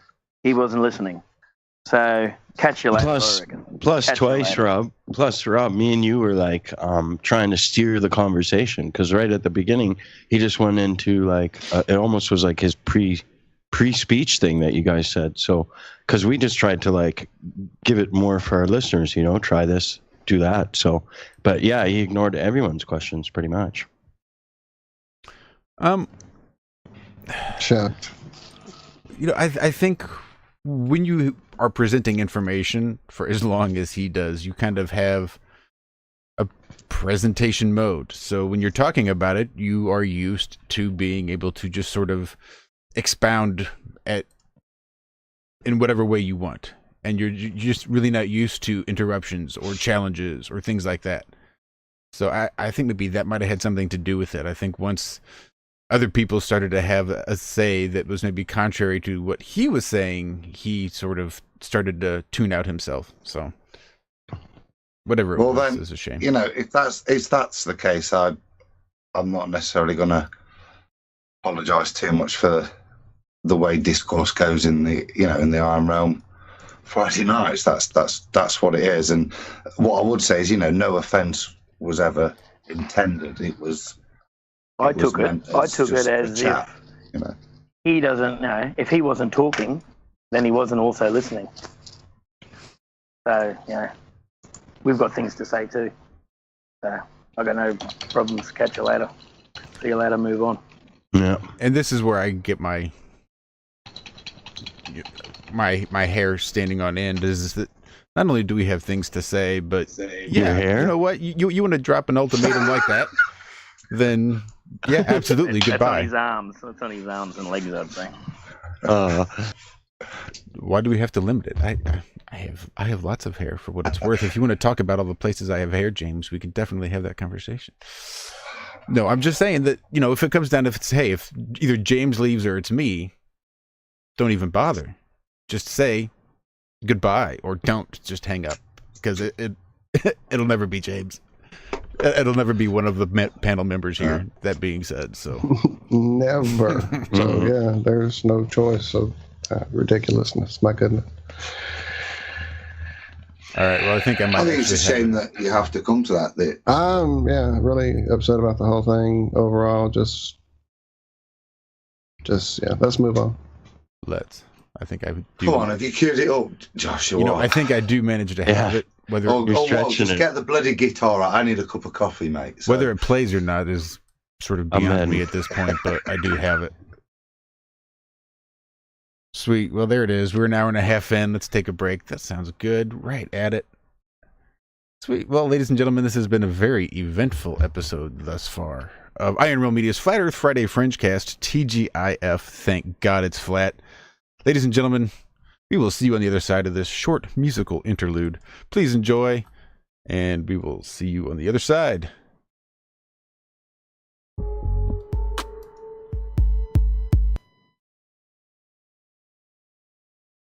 As we buffer. Or not. We're up pretty high, our heads are almost in the clouds, and their feet are chained to the ground with their chains of misery. They've got a hold of me. They won't let go of me.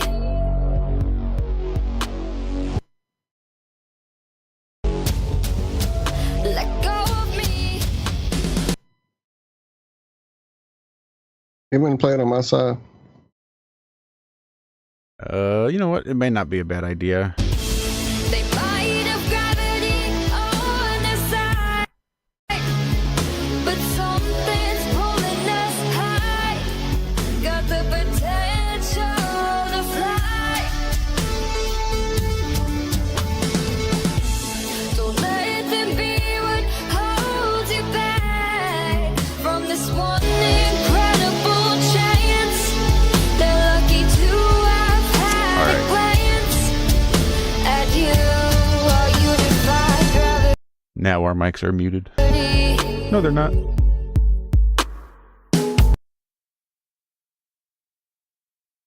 They can be cruel and mean and huge pain.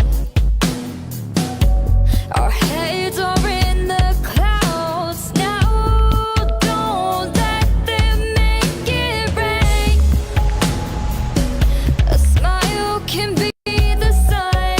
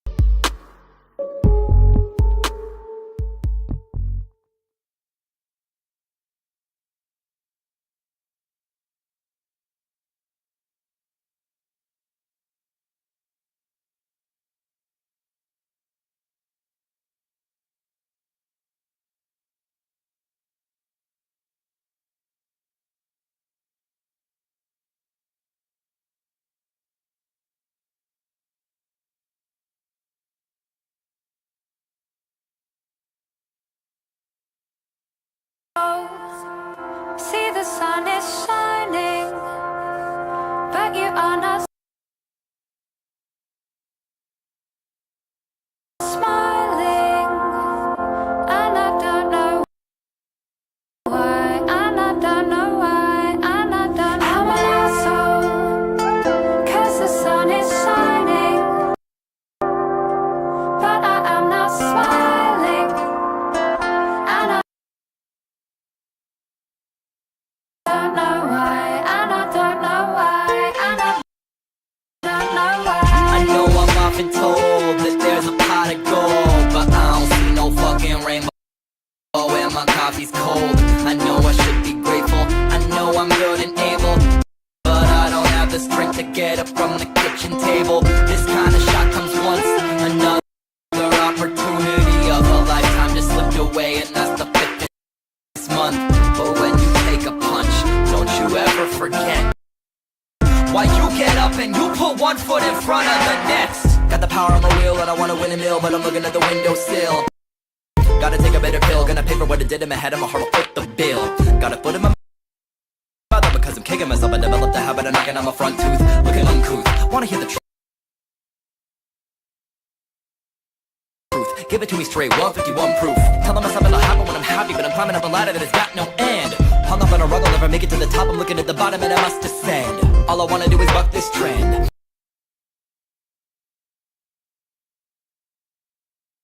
Everybody need a buck to spend, and I'll be working on myself till I work on someone else, till I get there on my job. Pretend. I know I'm often told that there's a pot of gold, but I don't see no fucking rainbow and my coffee's cold. I know I should be grateful, I know I'm good and able, but I don't have the strength to get up from the kitchen table. This kind of shot comes once, another opportunity of a lifetime just slipped away, and that's the 5th this month. but when you take a punch, Don't you ever forget why you get up and you put one foot in front of the next. see the sun is shining, but you are not smiling, and I don't know why, and I don't know why, and I don't know. I'm an asshole, 'cause the sun is shining, but I am not smiling, and I don't know why, and I don't know why, and I don't know why. When I'm in a crisis, in a moment of silence, I look under my eyelids, and I'm checking my mileage. I've been using a pool of water as a mirror, but not for stylists, so I can reach in and pimp slap my reflection for acting childish. Spent a half an hour sitting at the bottom of my shower, letting the water run over my body. And damn it, I wanted to get up, but I didn't have the power. I don't have the answers anyway. Yeah, yeah, yeah, yeah, yeah, yeah, yeah. Wanna panic, but I gotta come clean, because the planet is just mean. Knew it was tough, but damn it, it's obscene. I've been huffing and puffing up to the top of the summit, and I'ma rough it if I have enough steam. I'll keep it coming and coming until I'm coming with the stamina of a salmon who's heading upstream. Na na na na na. Na na na na na.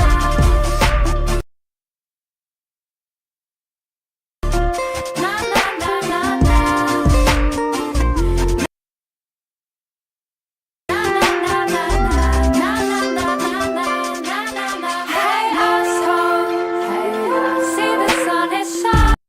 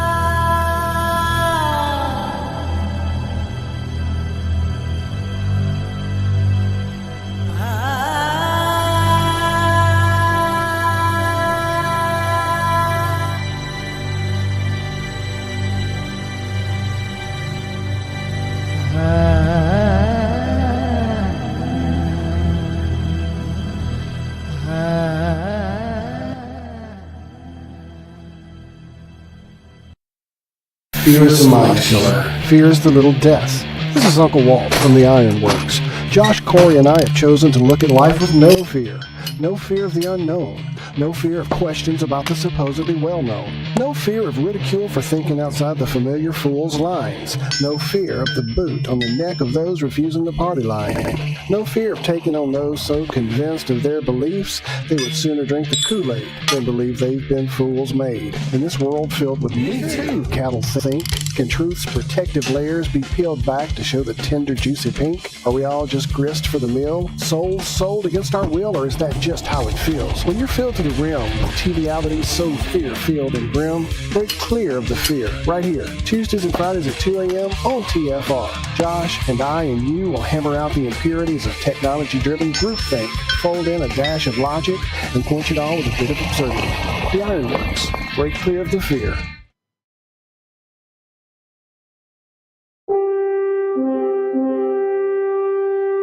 Are you ready, eager young space cadet? Welcome back to the Ironworks. Man, there's all sorts of stuff gremlins going on in here. I guess that's what happens when things blow up in your face. But welcome back to our Flat Earth Friday Frenchcast right here on Iron Realm Media. Everybody make it back? Rob, James, Adam, Walt, everybody still with us? I'm here. You betcha. All right. Yeah, I'm here. Evening. I'm back. Oh, God. That was fun, wasn't it? That was a weird experience. I'm glad it's over. Yeah, it's a shame. I really like Santos. I was really excited when I'd heard he'd, come out as flat. Even though apparently he's been using the Ptolemaic model for the last 20 years also, which maybe means he was saying it was flat this whole time. I don't know. It's time to move on. Well, that's kind of what we had him here for, was to find those things out, because he's presented his information in many ways, many formats, hours of videos. I've done my best to catch up on a lot of it, but it is a volume of work. And while some of us on the panel may not be as well informed, we wanted to discuss the flat earth aspects of it all. We let him know that from the beginning, that surely we wanted to cover all of the spiritual realm, but we wanted to know about his take on flat earth. That's why we had him here. And it just seemed to be something he wasn't interested in. And as I said, numerous times you guys asked him questions and it was like, huh, what? And it's like, really? I was starting to get upset about it, because when I have people on the show, when Josh and I have people on the show in the mornings, we're attentive, we're interactive, we're nice. I mean, I don't know. I've been doing this for years, and it's just not the way you act when you're a guest on someone else's show. That would imply we weren't nice, and I would hope I was anything but. Everybody was nothing but nice. Pleasant and respectful, yeah. Including James, who seemed to trigger him for some reason. So, oh well. Moving on to the Legos. Punch a train. Okay. No pressure. No pressure. None needed. So basically, guys, as always, I have a little bit of a mad thought, and I thought, well, if these lenses are taking pictures of my leg, and my leg looks a bit like that, then it's surely you could make some of the effects. And I said, I watched Soundly's video, and if you look at, and I'm not saying this is how he does it, but the other thing that made me bother to build this Lego was looking at his screenshots. And if you look at some of them, they're rounded at the edges. And I'm not saying that means anything, but that was kind of why I bothered. So I suppose I get some pictures. How do I share? Share screens. Okay. So basically, I built this on my kitchen table. There's me with a Christmas present, what do you say? I built this, which was just a long Lego bridge. And you can see here me being a bit geeky, thinking I might get more data out of this than I could possibly imagine. So I started putting alternating red and a little bit too much steel, but it helps later on. So I basically built a flat bridge across Lake Iron Train. And in all of the pictures I've taken, that model never moved, was never touched, anything. So what I did, and you can see here, look, this is the zoom in lens, and this is the little bit of kit I got for Crimbo to do it all with. So I started messing about, and you can see here, kind of using the circular lens and straight away. And I can't see the screen. I don't know if anyone else can, but I can't see it. No, it doesn't appear on. Yeah, I can see it, Rob. Have you got that? Might be just me. No, something's coming up now. So I started messing about with the camera, etc., and first of all, realize it wasn't as simple as just doing it. Because if you look here, this is one of the first ones, and there's a little bit, but if you look at Soundly's videos, you can see a noticeable curve, a strange curve, too much curve, but you know what I mean? So if I was looking at that and I could see it here, but really it wasn't matching what I was wanting. I was getting a bit of distortion, but if you can see here, look, there's very little curve. So I just started mucking about more and realised that the best way to achieve it was kind of angling the lens back a little bit, but more importantly, offsetting the image itself outside of the focal point of the camera. So I kind of then took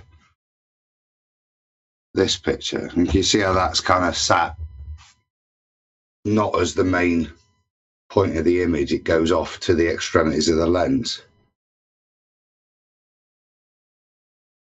Hello? Nope. We got you. No. Yeah, absolutely. We are listening.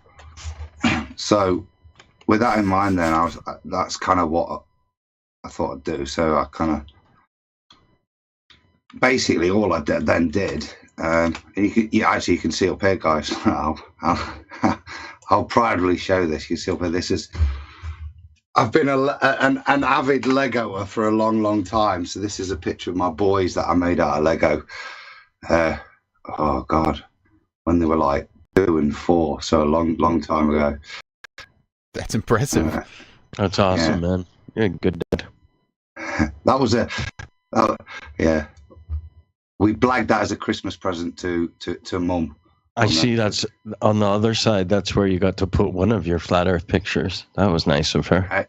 No, it's not allowed there, mate. It's been moved. That's in the main living room. It's not allowed there. It's gone into the room on the other side of that wall. That was only for Christmas. That was only allowed for us at short time there.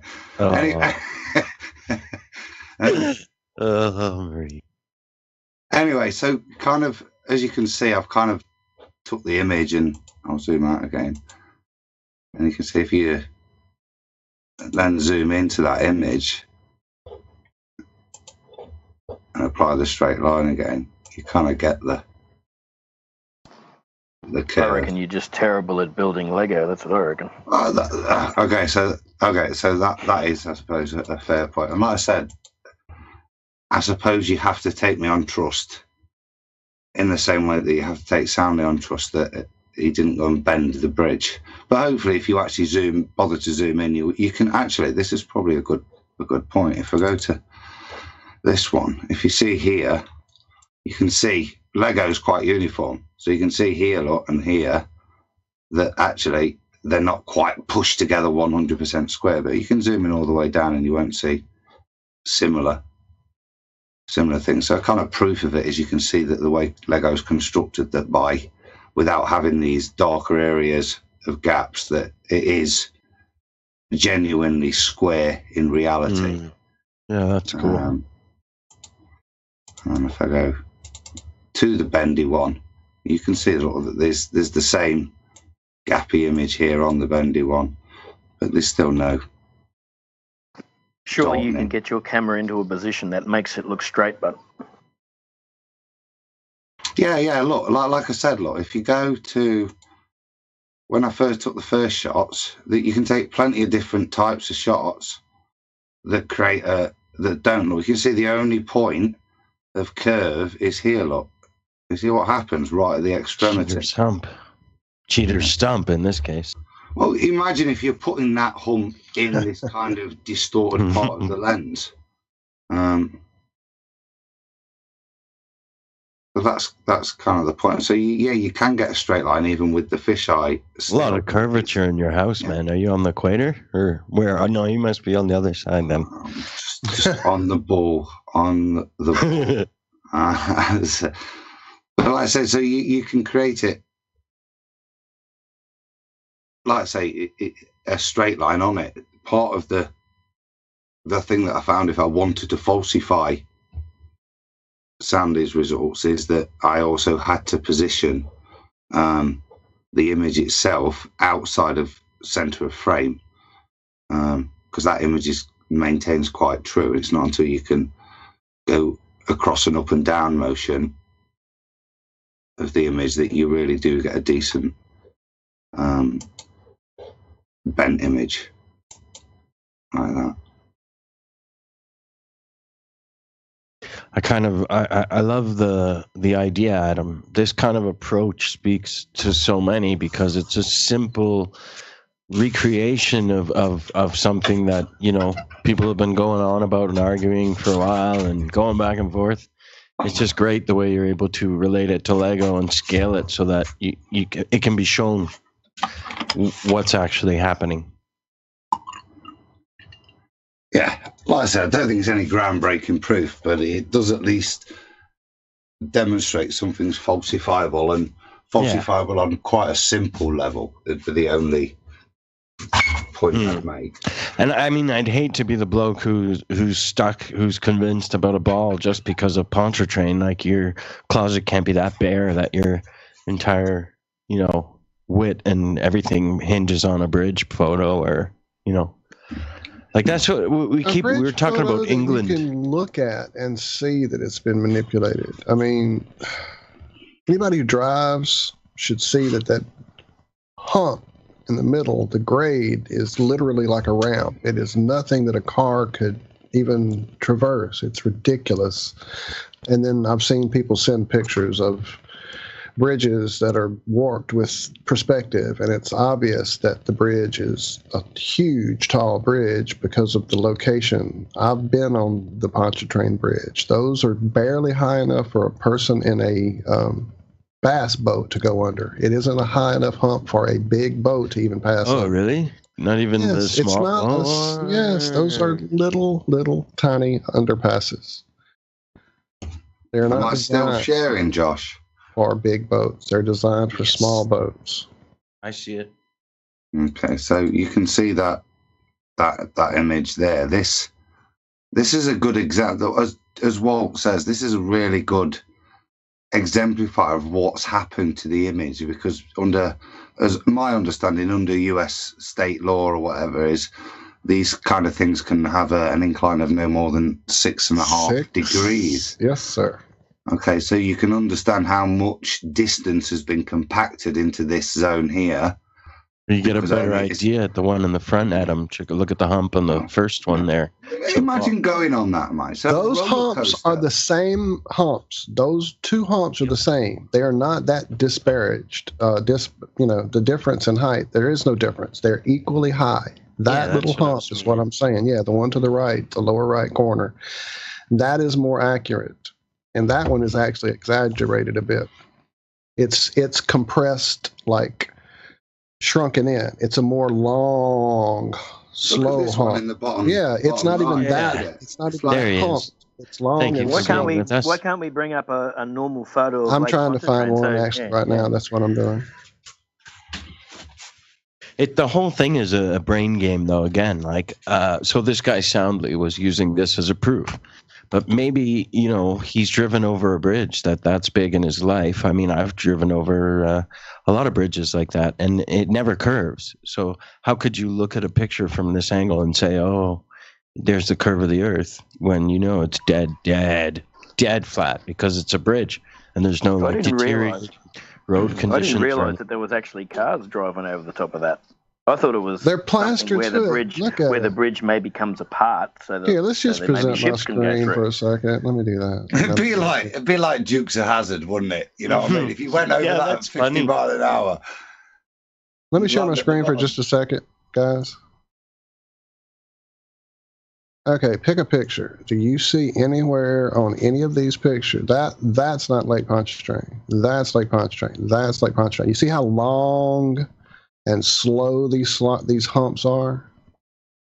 They're long and low. They're not high, hopped up humps. There's nowhere on this bridge that is represented in those pictures he's taken.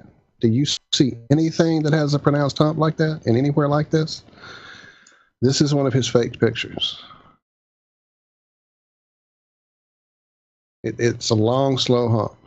It is not a high, pronounced hump. And it's definitely not that 90-degree grade he's got on that middle picture. And what state are you from, Walt? I live 2 hours and have driven across from the Lake Pontchartrain Bridge many a times going to party in New Orleans. Now, Soundly's driven across that thing. Of course, he knows he's lying. He knows he is faking this. There's no way he doesn't know he's faking this. I don't doubt that he's getting paid to do it. Stranger things have happened. I think They have, indeed. the point I'd add to the faking thing, and the thing that I think really confirms it for me, is that apparently somebody's 3D modeled it and it matches exactly that odd image that we see. And that to me is the thing that is sad. And the only thing that actually is, he kind of really a reverse shill, this guy, because actually anybody who does watch his 24/7 stream, it can't take the full 24 hours to realize there's serious problems with what you're looking at. It doesn't match reality, what you purport to be seeing in the images. And there's multiple, isn't there? There's multiple forgeries on that. Yeah, multiple. One of them we've got to get Chris Monk on for, which is the pylons picture, isn't it? And in how it's compacted in the mirror band images. I won't try and explain that without his graphics, but shout out to Chris Monk. You fancy coming on, mate, and explaining that? Question, more of a comment, observation. Did anybody happen to look at the moon last night? I was really hoping I was going to get the camera out, but it turned out something else came on. And but it was looking kind of like that crazy moon again. Did anybody notice anything last night? I did not. If I remember, maybe it was last night or night before. It was just a sliver of a moon. Yeah, but it looked weird. It looked like copy and pasted. Like I could see the outline, but like I shouldn't have been able to see that. It looked like it was off-centered. Like the circle was moved a bit to where it should be. It was just weird. I'm gonna start using the camera. I've noticed that before. You look on my Twitter. You look on my Twitter feed. I've got photos of that exact same thing. That's exactly, and I'm gonna catch it, Rob, next time. Mm-hmm. Yeah. I caught her on the way out tonight, James, and as Josh said, it was just a very thin sliver of the moon, but it was really, really bright to the point that, and sharp. It's probably only about 6 o'clock. You could see the outline of the remainder of the disc shape as well. It was that bright. So that remainder, Adam, for me, looked a little shifted left or right. It was very unusual. It's unusual to be able to make that out here. Do you know what I mean? That's what I noticed. So as for shifting, I won't comment, but it was noticeable, the outline of the rest of the disc shape. Right on. Cool. Cool. God knows what that means, James. It means to keep our eyes on the skies. Just another thing real quick, not to take it off the moon, but I was actually clicking around trying to find. If you actually go to Google Maps and go to Lake Pontchartrain and lay in the satellite overview, or I guess I should say the high altitude plane overview of the bridge, you can follow the whole length of it yourself and see that it does not have anything in any reality resembling those photographs that Soundly is putting out there. And this is the Google Earth imagery that all the pairheads swear by. So until you put the grids on it, and if you put the grids on it, then you're not supposed to use them too low. Where is the grid supposed to be? Why is it in the air? I know, man. I don't know, Lord.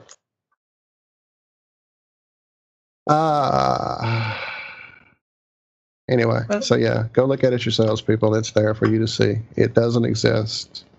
It's contrived.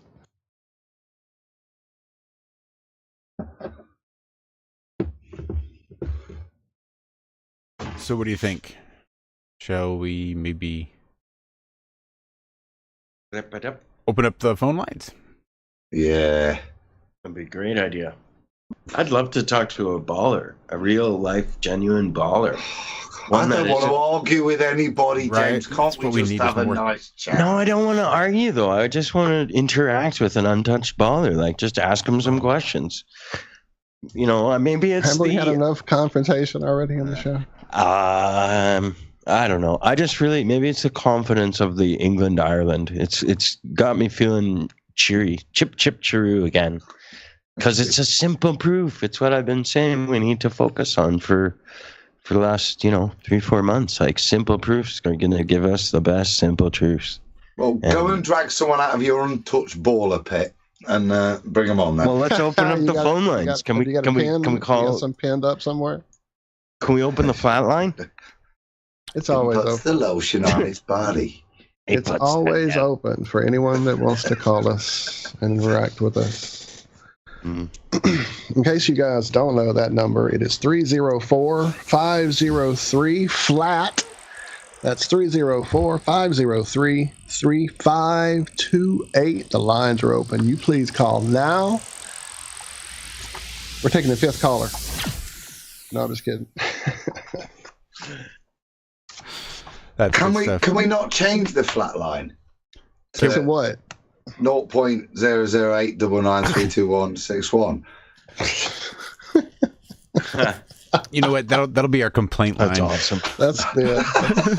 That's another nice little inside Easter egg. Complaint hotline.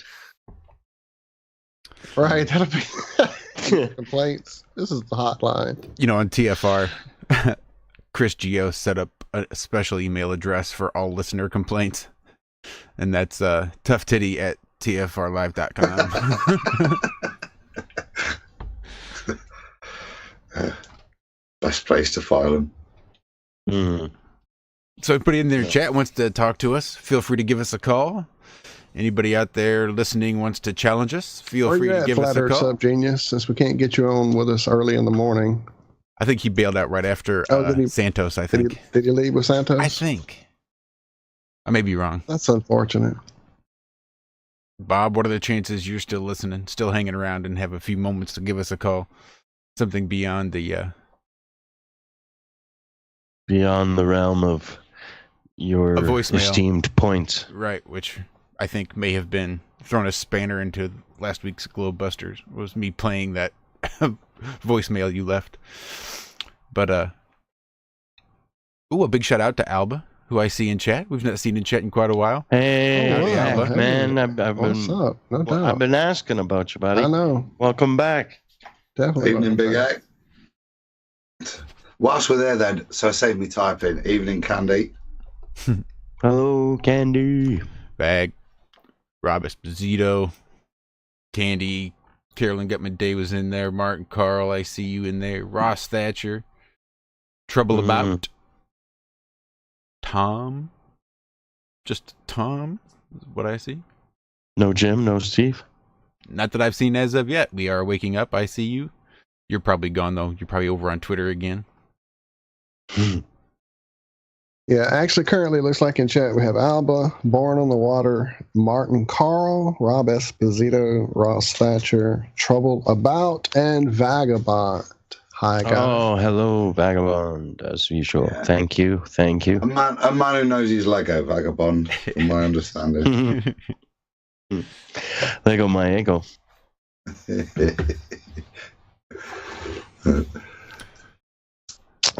So just to follow up, I am going to be working, hopefully, with Mr. Adam just to put out a short informational video for Soundly and perhaps whoever else wants to take another gander at the impossibility of Lake Pontchartrain and the Cheaters Hump and Stump. Stay tuned for it on my channel next week, folks. Nice. Don't forget to use some of that Gigapan footage. I'll use 1.21. Isn't that what they used to call Fall McCartney before his divorce? Was the hump and stump? Oh, man. Perhaps so. Give me 1 second, gentlemen. I'm having a little issue here. I'm not sure what's going on with my. I can't get back to the chat. Weird. Yeah, guys, I might call it a day for myself. I've got a lot to do today, so been good chatting again. Interesting show. Yeah. Yes. Very interesting show. All right. Yeah. No. So thanks to all the in chat and listeners and you guys. So see you all later, eh? All right. Yeah, that's it. Just upset the guest, Rob, and then clear off. Go on. Yeah. No, that was James.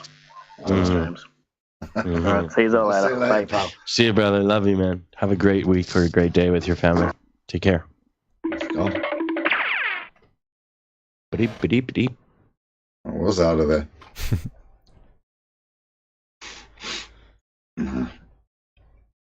So nobody interested in popping in then? The phone lines have been jammed. We can't even get one call. There's so many coming in at the moment. It's diminishing our capabilities to even answer one call. Right.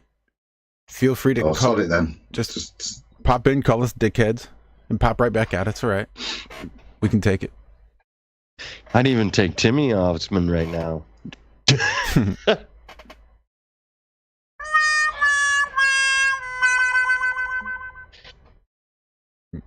So, tell us about the weather, Walt. And I'm being serious. Sweet. And then to warm up there. And then how many hats you got on, Walt?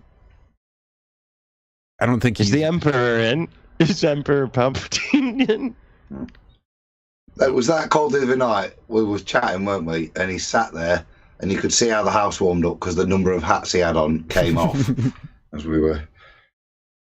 So he is a pretty bad dude. Many hats at Iron Realm. Yeah. That's right. Well, as soon as Walt gets back, we'll have him give us a weather report, and then a quick traffic report. Terrible. We're crooning on, and he's not even here.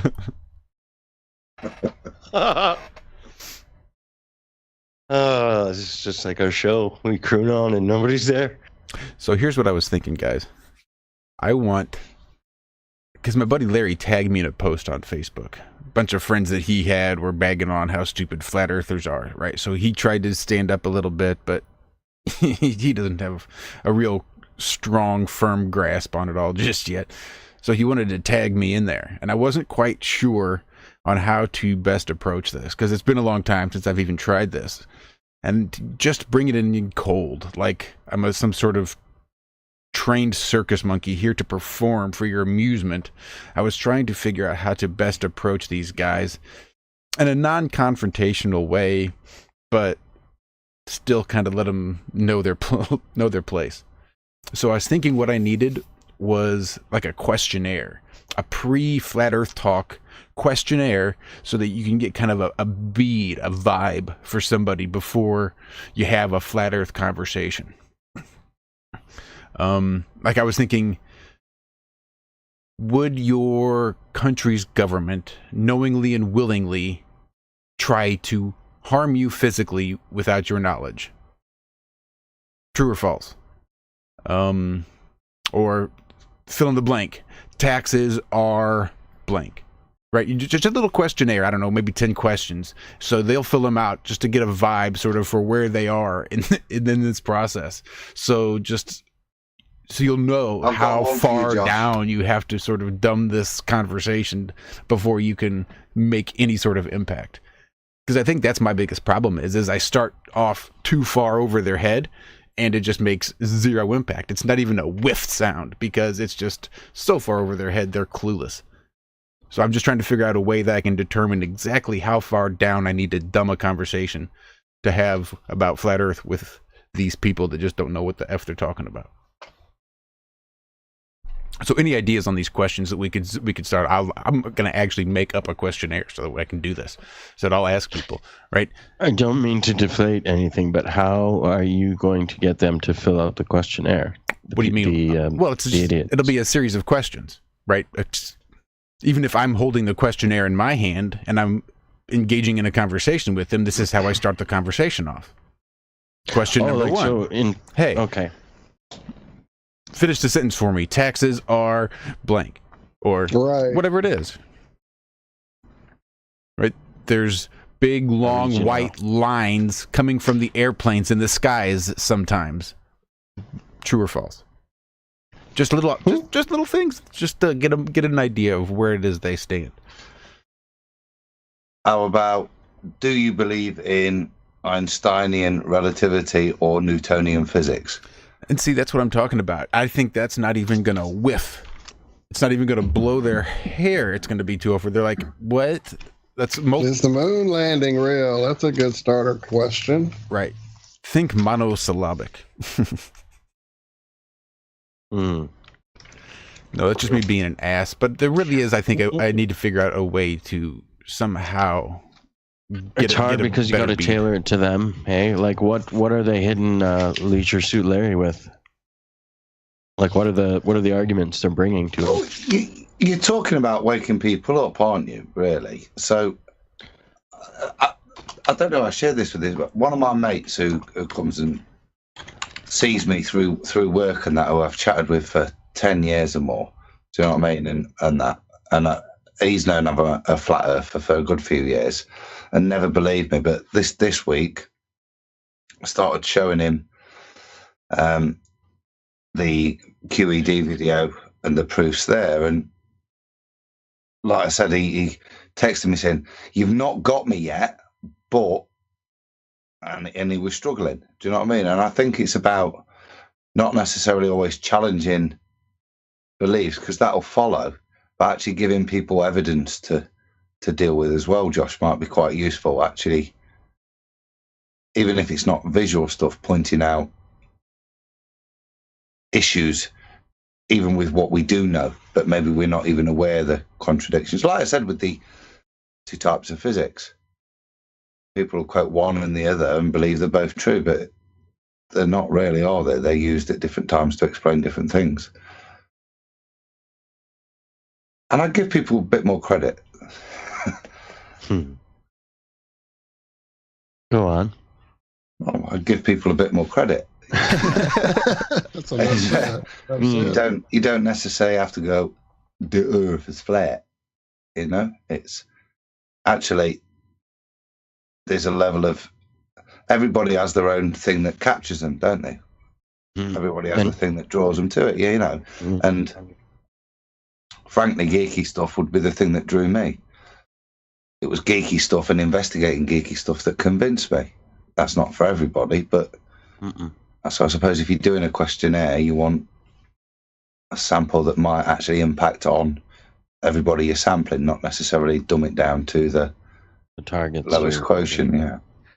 Josh, I think the best advice that I can give you for this is the way, and what I heard when I listened to your call again. That approach, that satirical, casual approach that you took, claiming not to know everything and not to have all the answers, yet having enough answers, and fortitude to like get through the initial bombardments of because they'll throw some TNT sticks at you. That's the typical baller. Come in, he'll throw some sticks at you, and however you dodge or defend those will dictate if the conversation is going to be longer or not. So the approach that you took when you were on Fox Radio is exactly the type of approach that Flat Earth needs. That's the advice I would give you, just to go back into the Wayback Machine when you were on that show and give that advice to Larry. And it's not that Larry wants my advice on how to handle them. Really, I think what Larry's looking for is me to come in and piss in their Cheerios. Because that's really what he likes to watch. I really do think it's just a matter of he wants me to be a performing monkey. Here, come make these guys feel stupid. Because they're saying stupid stuff, and you know how to make them feel stupid while being nice about it. So why don't you do this and let me enjoy watching you make them feel stupid? I would tell Larry to watch the tape, listen to your tape again. That would be the good advice. Maybe that's what I'll do. I'll just repost that link right there in the there chat. You go. Here, perfect. Listen to this and get back to me. Josh, I'd probably, rather than, as I was quick on dumbing it down, I think there's a lot to be said for keeping it simple. So I've got another one. Rather than maybe preaching or anything like that, maybe just ask a simple question of why in the model is the Earth furthest away from the sun by X amount, whatever that bit of stats you want to use during summertime. And simple things that actually you don't necessarily have an answer to or anything, but things that people can take away after your question or whatever and actually ponder. Actually, yeah, simple things that we did ponder on, and simple proofs that, not necessarily proofs, but anomalies that require explanation, that start you in a process of critical thinking, starting to bother to analyze the model that you happily believe in. But I think to preach and say that's not right, do you know what I mean? But if you can engage people just to think about the model they believe in, I think that's enough for it to fall apart, really, isn't it? Well, I think if we can just actually get them to engage and to think, whether it's about a flat Earth model, a spinny pair in space model, a concave, just get them thinking about the shape of the Earth and how can they prove for themselves what the shape is, right? Don't say, okay, I want to try to prove it's a ball. Don't say, hey, I want to try to prove it's flat. Let's go out there and see if I can prove what the shape of the Earth is. Answers be damned, what's the shape? Go out there and do that and get back to me. Tell me what you come up with. That's what I'd like to see.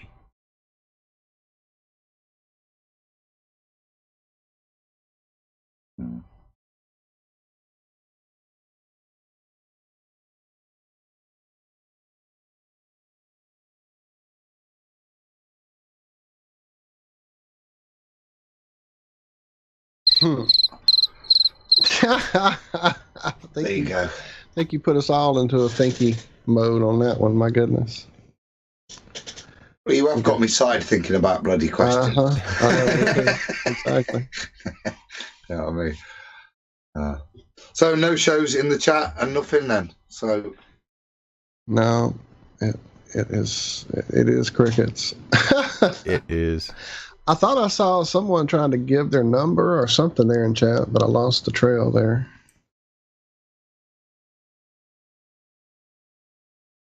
Right, well, if that's the case, guys, I'm gonna take the opportunity for an early night after a lot of stuff as well. And should we just have us 6 next week so we can't fall out? I think that's a good idea. I think we're due a family show anyway.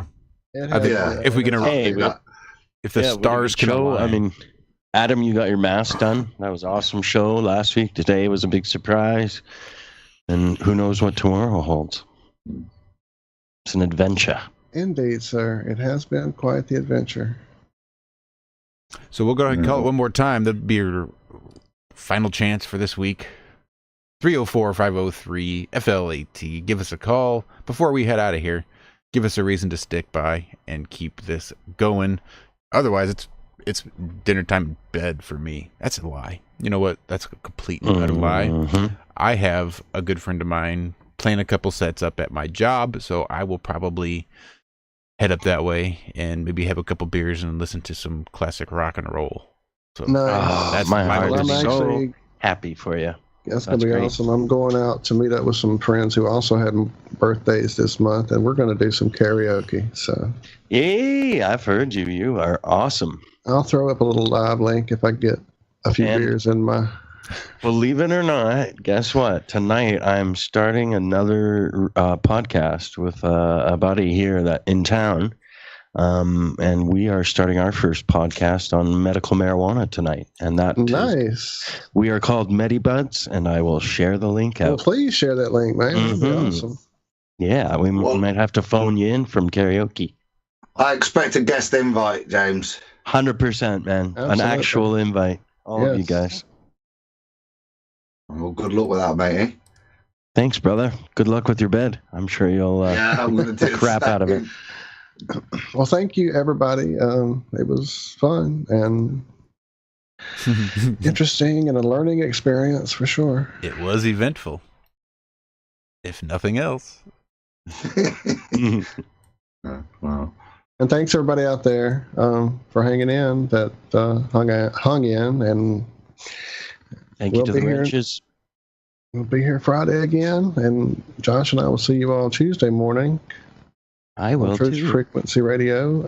You going to hang out with us, James? Awesome. I will be back on Tuesday on the TSR. So there will be tray of us. I'd like to say on that, Josh, I appreciated the antique apothecary picture. I thought you might. Yeah. Wasn't that great? Yeah, beautiful. Cheers, guys. All right. Love you, Adam. Love you, James. Love you all. Love you, brother. All right. And love you all out there. Keep it flat. Keep looking up. Keep looking out. Break clear of the fear. Have no spare. Take it easy, guys. I'll see you next week. All right. Sounds good, Adam. All right. F it. We'll call it. That's another Flat Earth Friday Fringecast from Iron Rail Media. TGIF, thank God it's flat. 2.5 hours. That's pretty short for us, but we'll take it. It was an eventful one. Santos, we love you. Sorry things didn't work out. Indeed. No hard feelings. No hard Love feelings. all around. Right. Hope we can make amends and figure out a way to make this conversation happen. And we're not everybody's cup of tea. That's all right. All right, guys, we love you. We'll talk to you next week. Be good. Be well. Make better choices than you did yesterday.